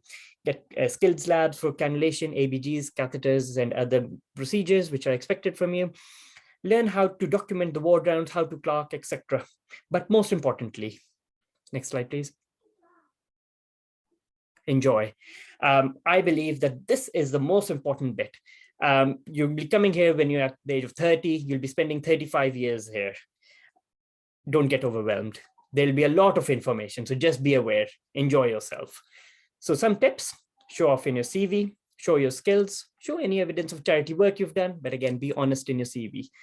It will be overwhelming in your first few days as a clinical attaché, but you'll soon settle. And when you do, this is the time to ask if they could arrange a job for you. So you go to your clinical lead and say, do you have any vacancies here? They'll say, yes, we do have a vacancy. Let's arrange an informal interview. And voila, you've got a job there. So things do work out eventually. And there is always understaffing. So just be aware of all of that, okay? So what the future holds, as more IMGs become consultants, they want to help their colleagues back home. The plan is to arrange regular meetings with the GMC to ensure the increased frequency and location of PLAB exams to cover for the backlog. We all appreciate that there's a huge backlog and we're trying to work our best on it. And improvement in NHS jobs and track jobs website and job application processing times. As you're aware, it takes a long time and we want to shorten it as much as possible. More clinical attachments which are organized, structured around IMGs. And finally, making the NHS a better and safer place for all healthcare professionals. Okay, I guess we won't be taking any questions, but thank you very much for listening to my talk. Thank you so much for that, Omar. I'm just going to ask Dr. Chernong. He's a clinical lead in geriatric medicine and frailty at Hull Royal Infirmary. And he is, I'm just going to go through his credentials. It's a long list, but I'm just summarize a bit. He's at FRCP London, FRCPS, FRCPE, MSc Clinical Education, FHEA, MBA, MSc Healthcare and Leadership. He's a consultant physician and a clinical senior lecturer. He is RCP Center and RCP elected councillor and a QITPD in the HEE. Chun, are you there? Yeah, you can't see me, can you? Yes, I can see you now. See So Tun will be talking to us about the scope for IMGs in UK. And trust me, Tun has been a fabulous mentor for myself in my training process. I'll hand it over to you, Tun. Thank you, Uzma. So I don't know whether people can see my image very well or not. The other thing is I'm trying to upload my presentation. Is it all right? Oh gosh. We can see it. Okay. We can see it. Hopefully it's all right because again, next 15 minutes or 20 minutes, I'm going to give you this overview actually because I was listening my two previous speakers, so they were very good and then they went very details about their subject. So my one is again not very detailed. I just want to give you an overview, particularly from the other side of or view what we see for the trainees as well as junior doctors coming into the either training programs or into the trust, for example. So again, if I wish, I have more time to share with my experience, but anyway, I could be more precise because of the limitation of the time. The academic outline of my presentation is first is to how to become a legible practicing doctor in the UK. Again, second is how to prepare to get a job in the NHS. Again, particularly Omar as well as a previous speaker already mentioned how to write the CV, how to apply, how to go through the job interview process and so on. So I'll just probably a little bit touch on these. What are the jobs options? Again, I mean, previous 3 speakers actually already mentioned about the already some options. And then what are the training program structure for the God, I mean, it's obscuring in the UK to become a specialist. Again, I mean, I'm not going to go detailed because the speaker who mentioned about the obs and gynecology probably explain you a lot more details, which is similar to all the specialties anyway. So next is again, I mean, yes, when you come to the UK and work in the NHS, so you must have a registration with the GMC, so which is important. So I'm sure, I believe most of you are, or all of you are medical students. So once you are graduated, and then you like to work, come to the UK and work in the NHS, so you have to have a registration with the GMC. So one way or the other. So there are a few routes to have a GMC registration. The popular routes are PLEB, obviously. Again, I mean, you have to pass the English language test, either IELTS or the OET. So this is 2, I think, common system we do accept. Immigration, again, I Omar mentioned a bit more details, a lot more details about how to get the visa and so on. Again, I mean, as far as I'm aware about that from last year, I think now is a point-based immigration system. So I'm not very sure. I think it's a good opportunity for the IMG doctors. Again, I mean, this is a very good, the website to look into and then go details how to get their visa, for example. Again, these are the eligibility checklists. Of course, I mean, point systems you see, so you need to have a what call required skill and their capability. Again, you have to, again, some important what call the criteria you have to meet.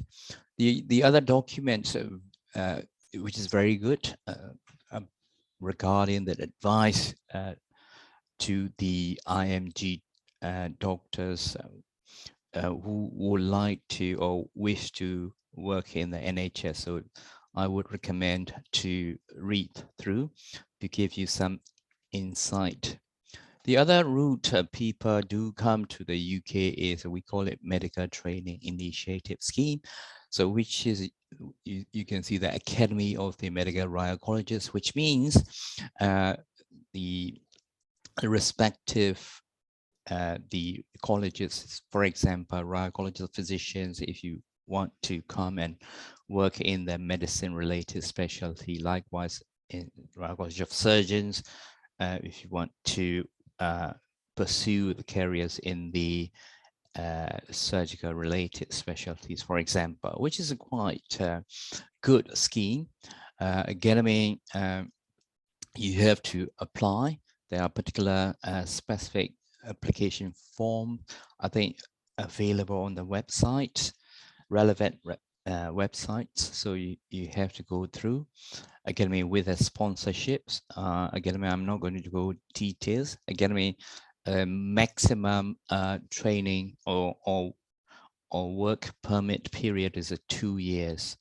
So beyond that, you have to find the other further options to carry on if you want to stay in the UK. But having said that, you have to bear in mind all the schemes or for the IMG doctors in the UK. I'm sure like in the other countries, the aim is to train to make sure these doctors are going back to their host or parent countries and then serve the people there. So the design for these schemes is not to keep the IMG doctors in the UK for very long. But anyways, it's up to your choice in the end. Like myself, because I'm IMG doctor, but I've been in the UK for more than 25 years now. Next is a sponsorship. Again, sponsorship could be either hospital, NHS trust, or the Royal Colleges, which is a common way of having sponsorship. How to get the job in the NHS? I assume because you are going to graduate, you're going to come to the UK in the first place. In that case, I'm talking about your first job, how to get the first job rather than joining the training programs such as a foundation training program, a core medical or surgical training program, or specialist training program, which is completely different. I'm not going to go details. In the first, what I'm trying to say, how to get a job in the NHS is like when you, recently graduated and then come to the UK via the PLEP or maybe MTI. MTI is quite all right because you already secure a job before you come to the UK. I'm talking about via PLEP or different ways. Sponsored by your parents and then land in the UK and looking for the job. Yeah, of course I'm going to talk to you in a further slide. First thing is yes, you will get a good chance if you get the clinical attachment experience or observership, because Omar again already mentioned how to get the clinical attachment. So again, I mentioned usually you have to apply or through the medical education center in the trust. Of course, if you know the clinical area lead or lead in the specialty, you can communicate directly. But having said that, we usually recommend to go back to the proper channel, which is a medical education center. Of course, if we say, oh, please look at the case for this particular doctor, and then I don't know whether they will get, you will get a better attention than if a clinical lead say this doctor is coming and would like to have a clinical attachment. Perhaps you will get a little bit more better attention from the medical education center, perhaps. Again, good CV, particularly when we look at the CVs, again, very good Omar demonstrated very good how to write the CV, because we don't like very long CV because we don't have a time to go through. So sometimes you have to look at so many CVs, so we don't have a time to read very long CV. So we are looking for the relevant and the important information on it. On the other hand, very short CV is not very good either, because it will not get the better, or good impression from the employers or the ones who are shortlisting or trying to make a list for the interviews. I'm talking about the hospital or trust appointed posts. I'm not talking about the training programs, because the interviews for the training programs are completely different because they are well structured. What I mean by that is that the ones going for these interviewers are completely independent. We invite all the interviewers all over the country, so they don't know the trainees at all. There's no bias, there's no bonding. We don't know each other, the interviewers and the interviewees, we don't know each other. We have to go through the structure interview, because these are the set questions, these are the answer we have already given to the interviewers. And then if you hit these points, you will get the score. Again, there's what called structural guidance as well. So in one sense, it's quite fair. So there's no bias. I'm talking about these are for the former training programs. The one I'm talking about, as a newly arrived head doctor in the UK, very crucial to get. The first is a clinical attachment. Second is that we always look for the UK hospital experience. So it's very crucial for me, essential to get the UK hospital experience, either even short-term locum job, like a few weeks to 1 month or 2 months is quite helpful. We are looking for, because partly because at least I'm going to say what we are looking for is whether this doctor is safe, whether this doctor won't give any much problem or issues, for example. Again, I mean, should be fairly independent. So if you have a UK hospital experience, at least you know the what we call NHS structure, system, and the culture, for example. Not that, I mean, obviously from the employer's point of view, so we don't want to train a doctor for another, because of our experience, if you're completely new to the system, we have to encourage you, support you, train you for at least 6 weeks to 3 months, or some cases a lot longer. Many cases when we are trying to appoint or look for a doctor, we can't wait for that long period, for example, unless the recruitment is a planned recruitment, such as a MTI scheme, for example. So we are a bit more patient to train and support you. So I'm talking about this. So first job, to get the first job in the UK.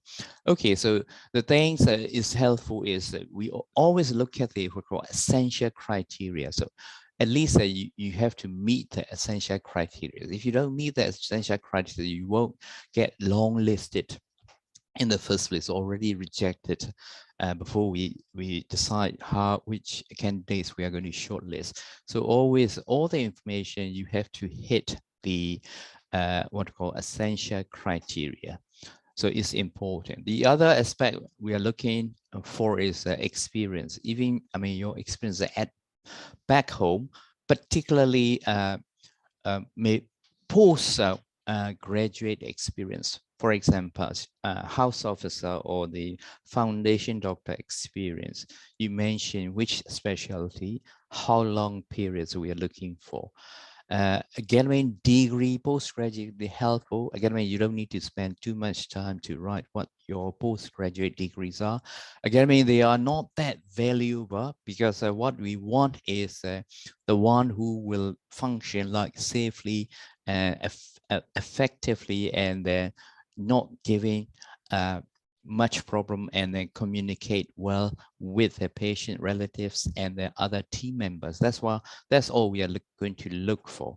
Of course, I mean, the information, the certificate of ALTS, and then the some UK based online courses, such as from colleges or the BMA or the NHS website. I mean, if you went through online, which is not that expensive and easy to get this, it may probably attract some attention from the interviewers.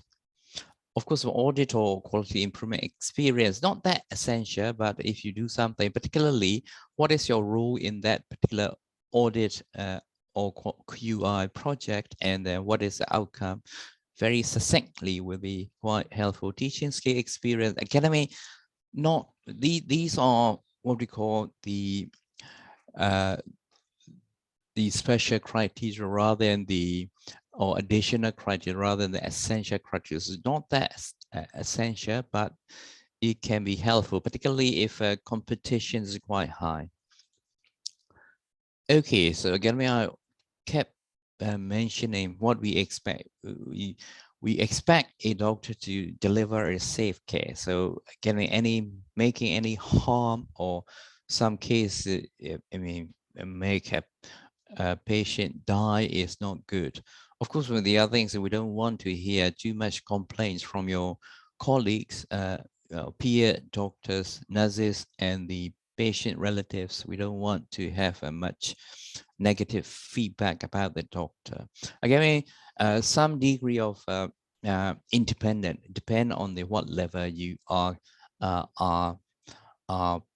in, like whether it's a foundation year 1, foundation year 2, or co-trainee or the specialist registrar. So we judge the degree of the independent capability. Otherwise, if you keep asking each and every items and issues and the questions to the consultants, that you can imagine how a consultant is going to feel about this particular doctor, for example. At the same time, we do expect you must know the limitation, because if you don't say anything, don't ask anything, and put everything under the carpet is not good as well. So you will face with the problem and consequences. Again, we don't like to have such doctors as well. Okay, so Omar and other people already mentioned competent at scale, basic scale. Again, is the essential thing. So in medical specialty, we do expect you to do like a Winnipeg, put in the cannula, for example, or can do the arterial blood cases, for example.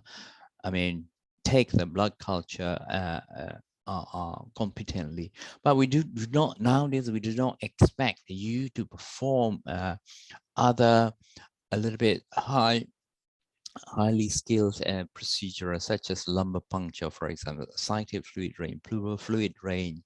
No, you can always ask other what we call higher grade the doctors within the organization. The other most important thing, or very important aspect, is communicate effectively, because the communications nowadays, particularly in the NHS, is about 70–80% of your job is communicating, dealing with the other multi-professionals. So it's important. Again, respecting NHS value, which is simply empathy, dignity, dealing with, advanced care planning or end of life, which means equality and diversity. Everyone's equal. Even nowadays, consultant and a nurse or a foundation doctor or house officer, we treat ourselves, or we see ourselves equally. For example, again, efficiency is a high output is also an expectation as well. Again, Omar already mentioned, when you apply, you have to look for the NHS job, Turk we call it.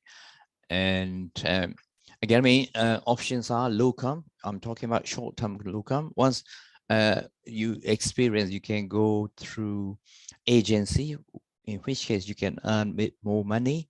Again, the other one is a trust-appointed job or jobs, usually a bit longer term. Usually we appoint doctors for 1 year.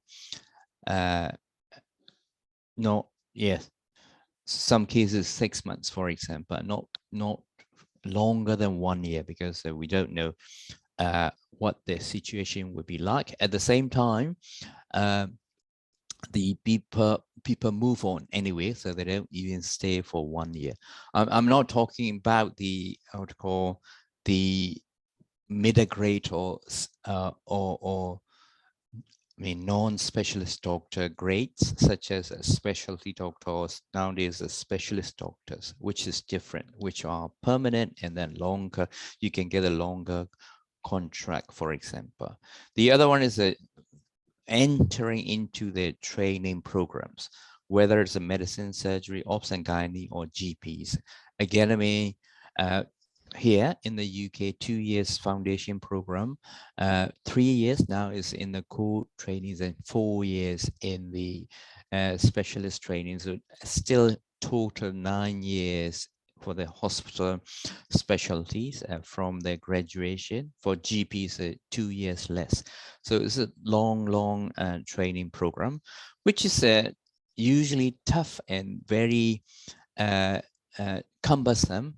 Again, you have to manage time management, important. You have to meet the target, and you have to tick all the boxes in the curriculum, which which is one sense is good because we have to maintain a high standard. Once you got the certificate, whether you got the certificate in the Hull or Edinburgh or London or Shetland Island, we consider as the same because we are pretty rigorous about the standard.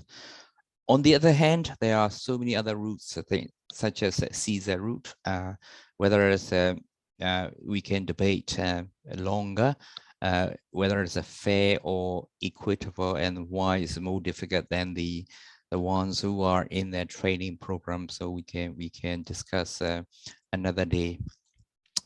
Positive aspect of being a doctor in the UK, you got benefits you may not realize because we got loads of leaves, annual leaves, study leave, pension, social, particularly if you become sick, even family sickness, you will get loads of benefit, I believe, compared with the other countries, even in the United States. But salary is probably a lot less than compare with the doctors in the States, for example.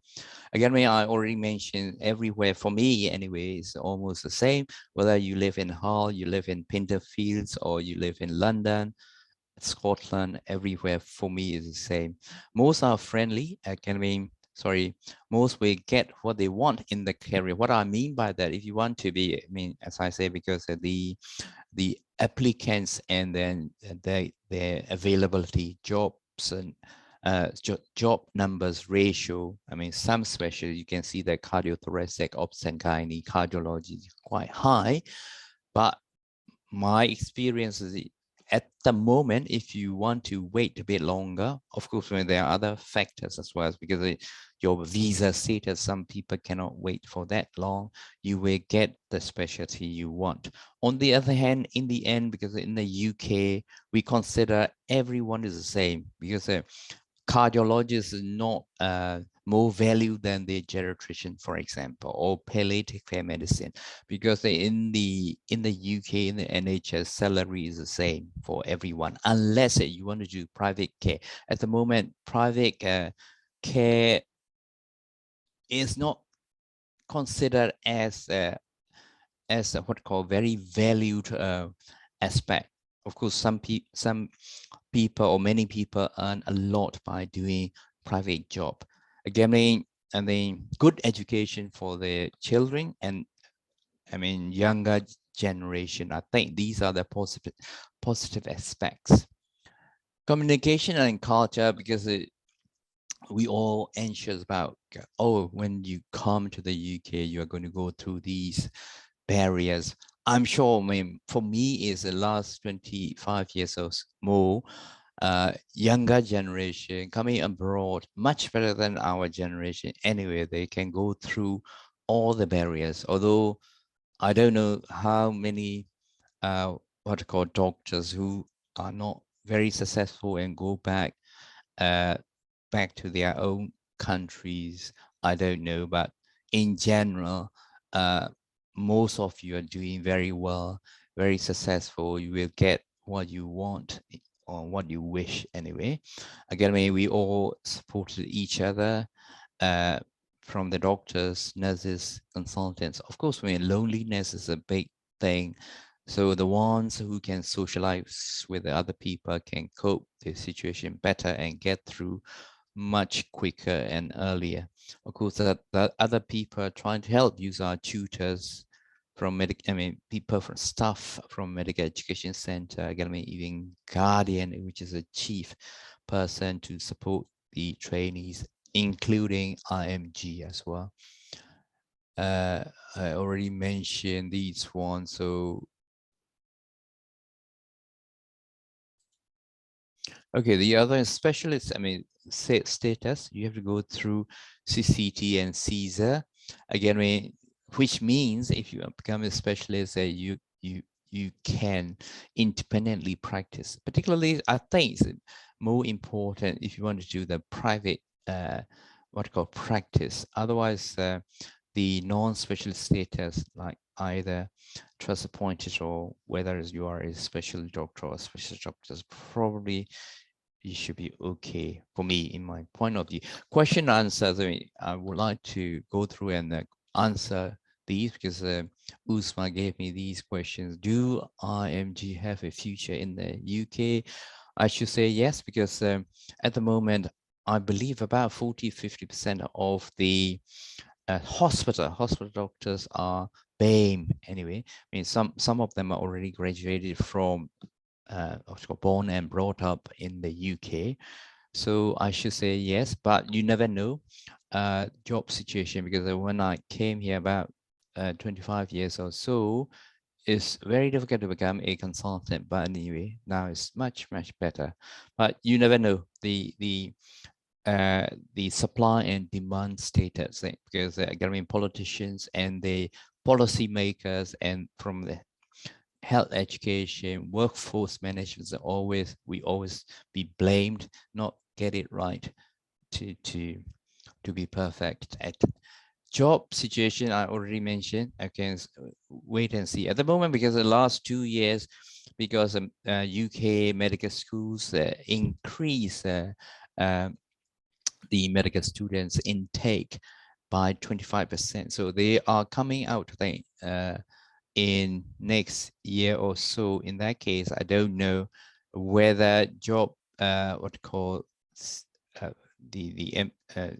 the availability may be tighter. At the same time, because the government is planning to spend money to build more new hospital, even few 1 or 2 wards in the hospital expansion, we will need more doctors anyway. So probably it's a balance out. So we still need more doctors from abroad anyway, in general, in the near future. I mean, what specification job interviews are looking for? I mean, I already mentioned earlier on. I mean, you have to be safe, you have to be independent, you have to have a good judgment, you have to have a good, reasonable communication. Can you wait till, I already mentioned, yes, if you wait a bit longer, you will get what you want. A short answer for that. What about research academic career? Again, if you want to pursue research, there are ways, again, particularly going through NIHR, which is National Institute of the Health Research, mainly.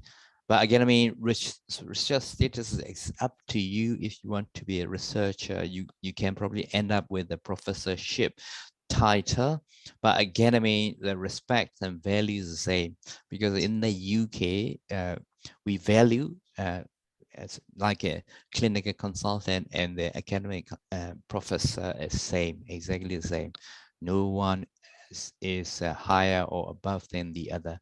What about trust hospital look after orientate? Is that we do if we again, give and take. I think so. If we believe that these doctors are going to stay with the organization longer, we are quite more than happy to invest. Only risk from the employer's point of view, because we train, we look after like a few months, and then they move on. Again, we can't do much, but this is their choice as well. So I will stop here. Is it all right? Thank you so much, Dr. Ong. And this was really very, and thank you for asking my questions there, because a lot of IMGs have been asking me these questions, and that was very good answers, really. Thank you so much for sparing your time, because I know you're very, very busy. Thank you. Thank you so much, and bearing with us, because we were running late, really. That's all right. Thank you so much. Okay. See you then. Thank you. Bye. All right. Bye. Right, we will be proceeding to Dr. Farah Shiraz, because we were not able to load her presentation about neurology, because I think a lot of you wanted to know about neurology as well. Farhana, can we upload the neurology slide, please? Yes, sure.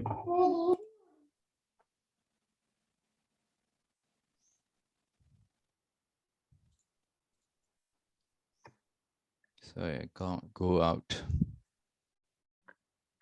Thanks.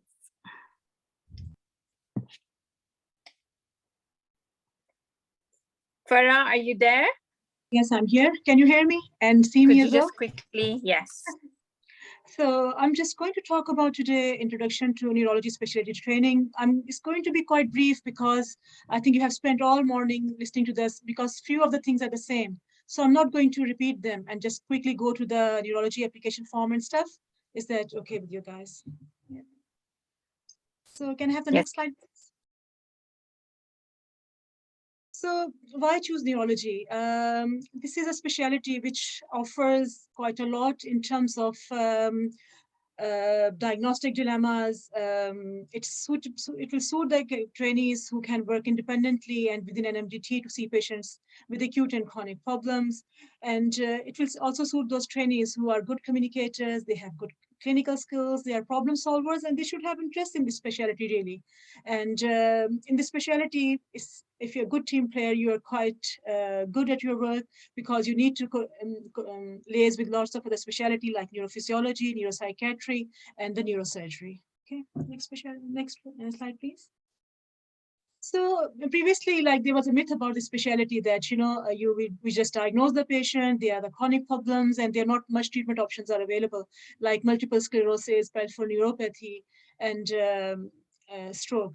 But recently, there has been a lot of advances in this specialty. There's advance in neuroimaging, and quite a lot of effective therapies has emerged in the last couple of years. So the outlook has changed, and we are able to treat quite a lot of patients. In this way, you can at least achieve some kind of satisfaction that you are treating your patient as well. You are not just leaving them after diagnosing, and they are just going to have a long life problems. Next slide, please. So how long is the training in neurology? It's usually 5 years, and 1 year, if there is enough clinical activity going on side by side, you can do a bit of research. The training program is really based around the Neurosciences Center, where we'll be rotating the neurology units. 3 years is usually in the tertiary care hospital, 2 years is in the district general hospital. You do your general neurology clinic, you do specialist neurology clinics, multiple sclerosis clinic, nerve and muscle, Parkinson, movement disorder clinic, epilepsy clinics, okay? So what happens when you enter into a training program? You are under an educational supervisor, and then you need to follow a curriculum which has been designed by this Specialty Advisory Committee in conjunction with all stakeholders, for example, Education Committee of Association of British Neurologists and the Association of British Neurologists Training Committee. Next slide, please. So the training, which is going to start August 2022, is going to change a bit. So previously, the specialty was said to be only neurology, and you don't need to do any internal medicine or any other kind of work. So this is going to change this year. You are supposed to do 4 years in neurology, and 6 months in stroke medicine, and 6 months in internal medicine. So, but by the end of your training, you will be duly credited. You can do neurology and internal medicine both. The next slide, please. So how can you achieve the certificate of completion of training, and what are the steps involved towards getting CCT in neurology? So as all of my fellow doctors mentioned this morning, yes, you have done your graduation, you do your foundation training, which lasts for 2 years, and then you do internal medicine training. So previously it used to be 2 years, but in the last couple of years, they have increased to almost 3 years. And once you have completed internal medicine training, you are eligible to apply for the specialist neurology training. So at this stage, they will open a national round in which you apply through the ORIAL and submit your application. There is a timeline actually. So when you're planning to apply, go to the ORIAL, go to the specialty training website, just get an idea about the timeline so you can prepare in time. And you have time to plan your question ahead, get competencies so you can achieve good score. The next slide, please. Next slide. Yeah. So when you're going to apply for the neurology specialty training, so what do you require? So you will be asked to submit an application form. It will open sometime around November time. The application usually opens.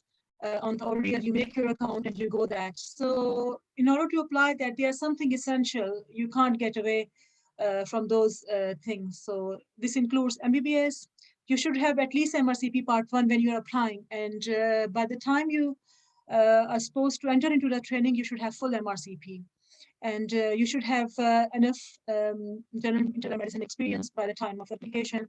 And another way you can have, you can show your competencies in internal medicine is through completion of Irish basic specialty training and MRCPI full diploma by the time of application. So next slide, please. So you should be fully registered with GMC. You should have attached with your application achievement of foundation competencies. So from IMG point of view, you might not have finished your foundation program here. So what you can do is you just speak to your consultant under you're working back home, and there's a form, you can get it signed, but you should have worked at least for 3 months with that consultant, and be honest when you're putting your competencies on that. And if you think you don't have them, try to achieve them and then get it signed. And then the next thing is then evidence of achievement of internal medicine training. So this can be achieved in a number of ways. Either you have done core medical training in UK. Nowadays, there's a bit of change with the introduction of internal medicine training because it's 3 years now. So the people who are about 2 to 3 years ago who has done core medical training, they need to do IMT 3 now. Or they can be the non-training post. They can ask their consultants after achieving those competencies which are required and get it signed off and apply for that application in neurology. Next slide, please. So this is a bit of more detail, like, you know, how can you achieve your UK broad-based training? You can do either UK internal medicine year 3 program after you have completed your 2 years core medical training or ACCS.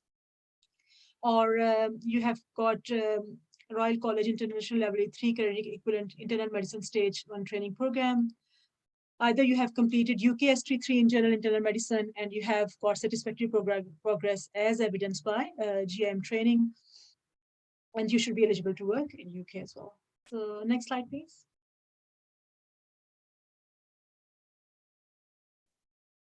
So the other things, like, you know, they would be looking at your application form, and these are the few skills which they expect for a neurology training to have. You should be healthy, you should be fitness to practice in guidance with the GMC standards.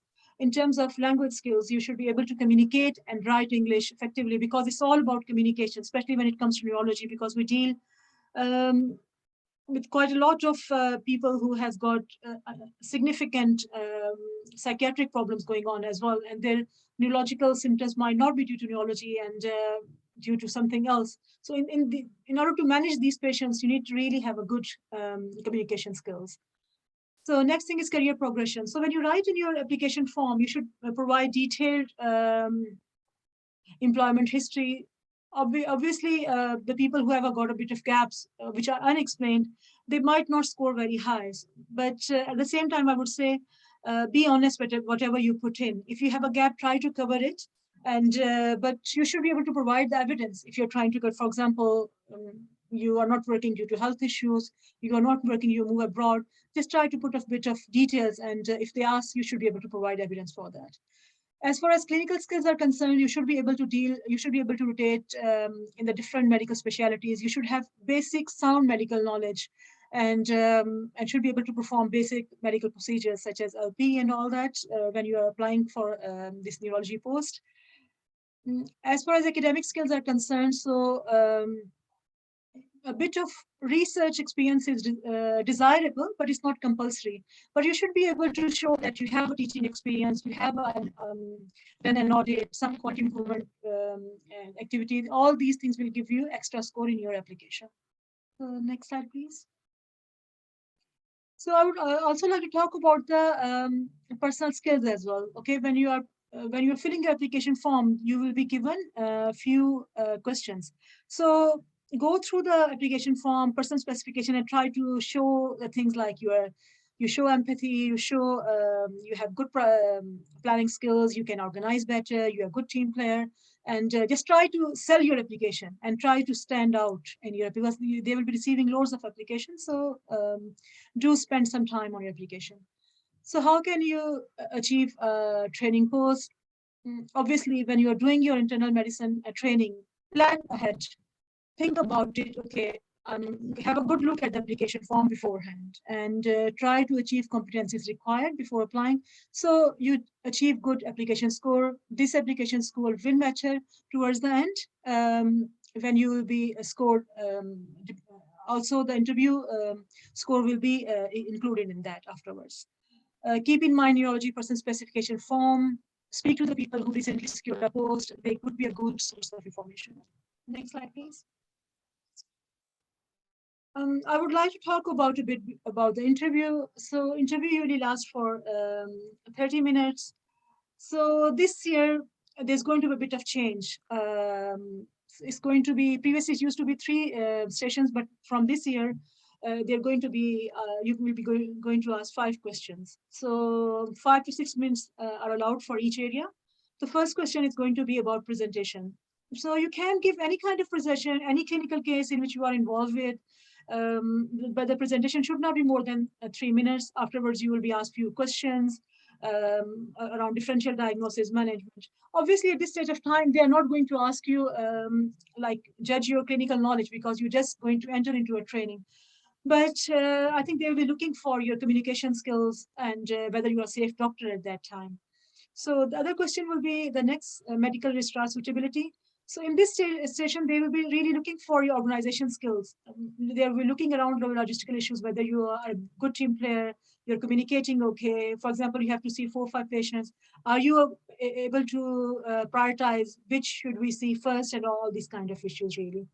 The next thing is professionalism and governance, like you're honest, you have, you know the risk management system in the NHS, you know how the things work, if the things go wrong, where to go for the guidance, who to inform, and these kind of things. So they will be through a question, they can give you any kind of question, and then you need to answer it, and the questions will root from that original questions. In question 4, in application and training, so in this particular interview question, you will be asked about your application. So go have a good look at your application form, get your answers ready. They might ask you about the training you have received before, and few questions from that. What did you like about your training? What do you want to do in the next 10 years or something like that? And the last thing is a commitment to speciality. So in which they will be asking you, okay, why did you choose neurology? How good neurologist you can become? What do you think was so good about you that you are a suitable candidate? You really need to sell yourself at this stage of time, and be prepared. Get ready your answers first, so you're confident that time, and in this way you'll be able to achieve more marks, and will be quite helpful in achieving training neurology post. So I'll be happy to answer any questions, and if you need any further information, you can email me at farah.shiraz@nhs.net. Thank you. Thank you, Dr. Shiraz. We'll be posting the questions to you, and I'll be asking you in the feedback form. That was really fabulous. If I was not a geriatrician, I would have been a neurologist. But yes, I thought more of a good social life balance, which is no different from a neurologist, really. Thank you so much, Farah. Right. Thank you. We'll be concluding the session fairly soon. All right. Thank you. Right. And I'm just going to quickly go through the things that we're expecting in a junior doctor. Amin, could we display my slides, please? Yes, sure.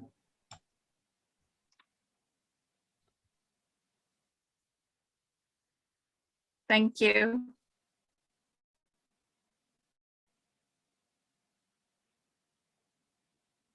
Not this one, the conclusion one.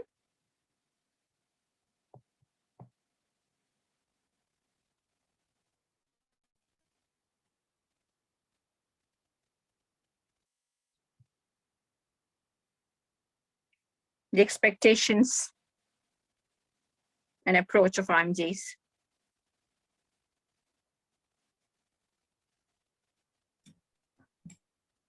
Do you have it on board? That doesn't matter if you don't have it on board. I sent it to Farhana.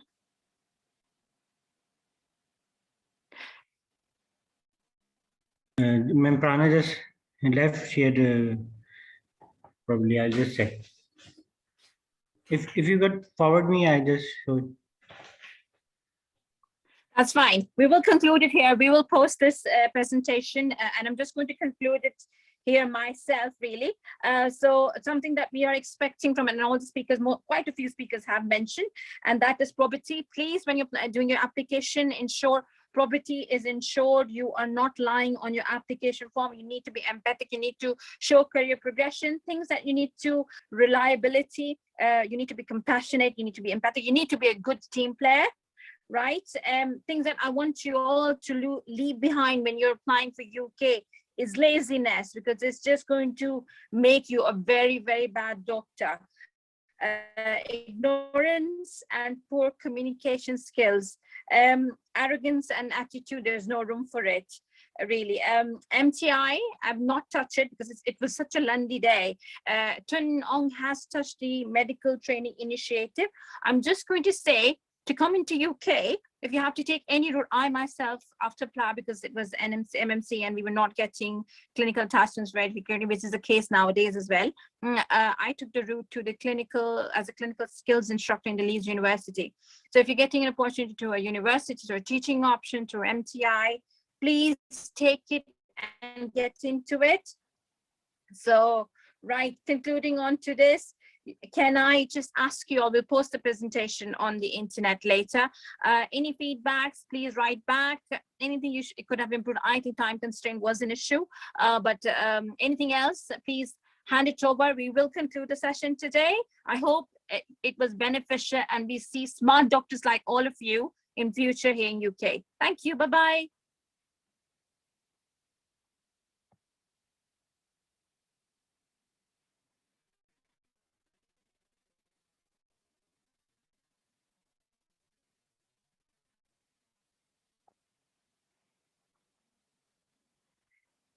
And I will really like to thank Farhana who's organized this, really. Thank you so much.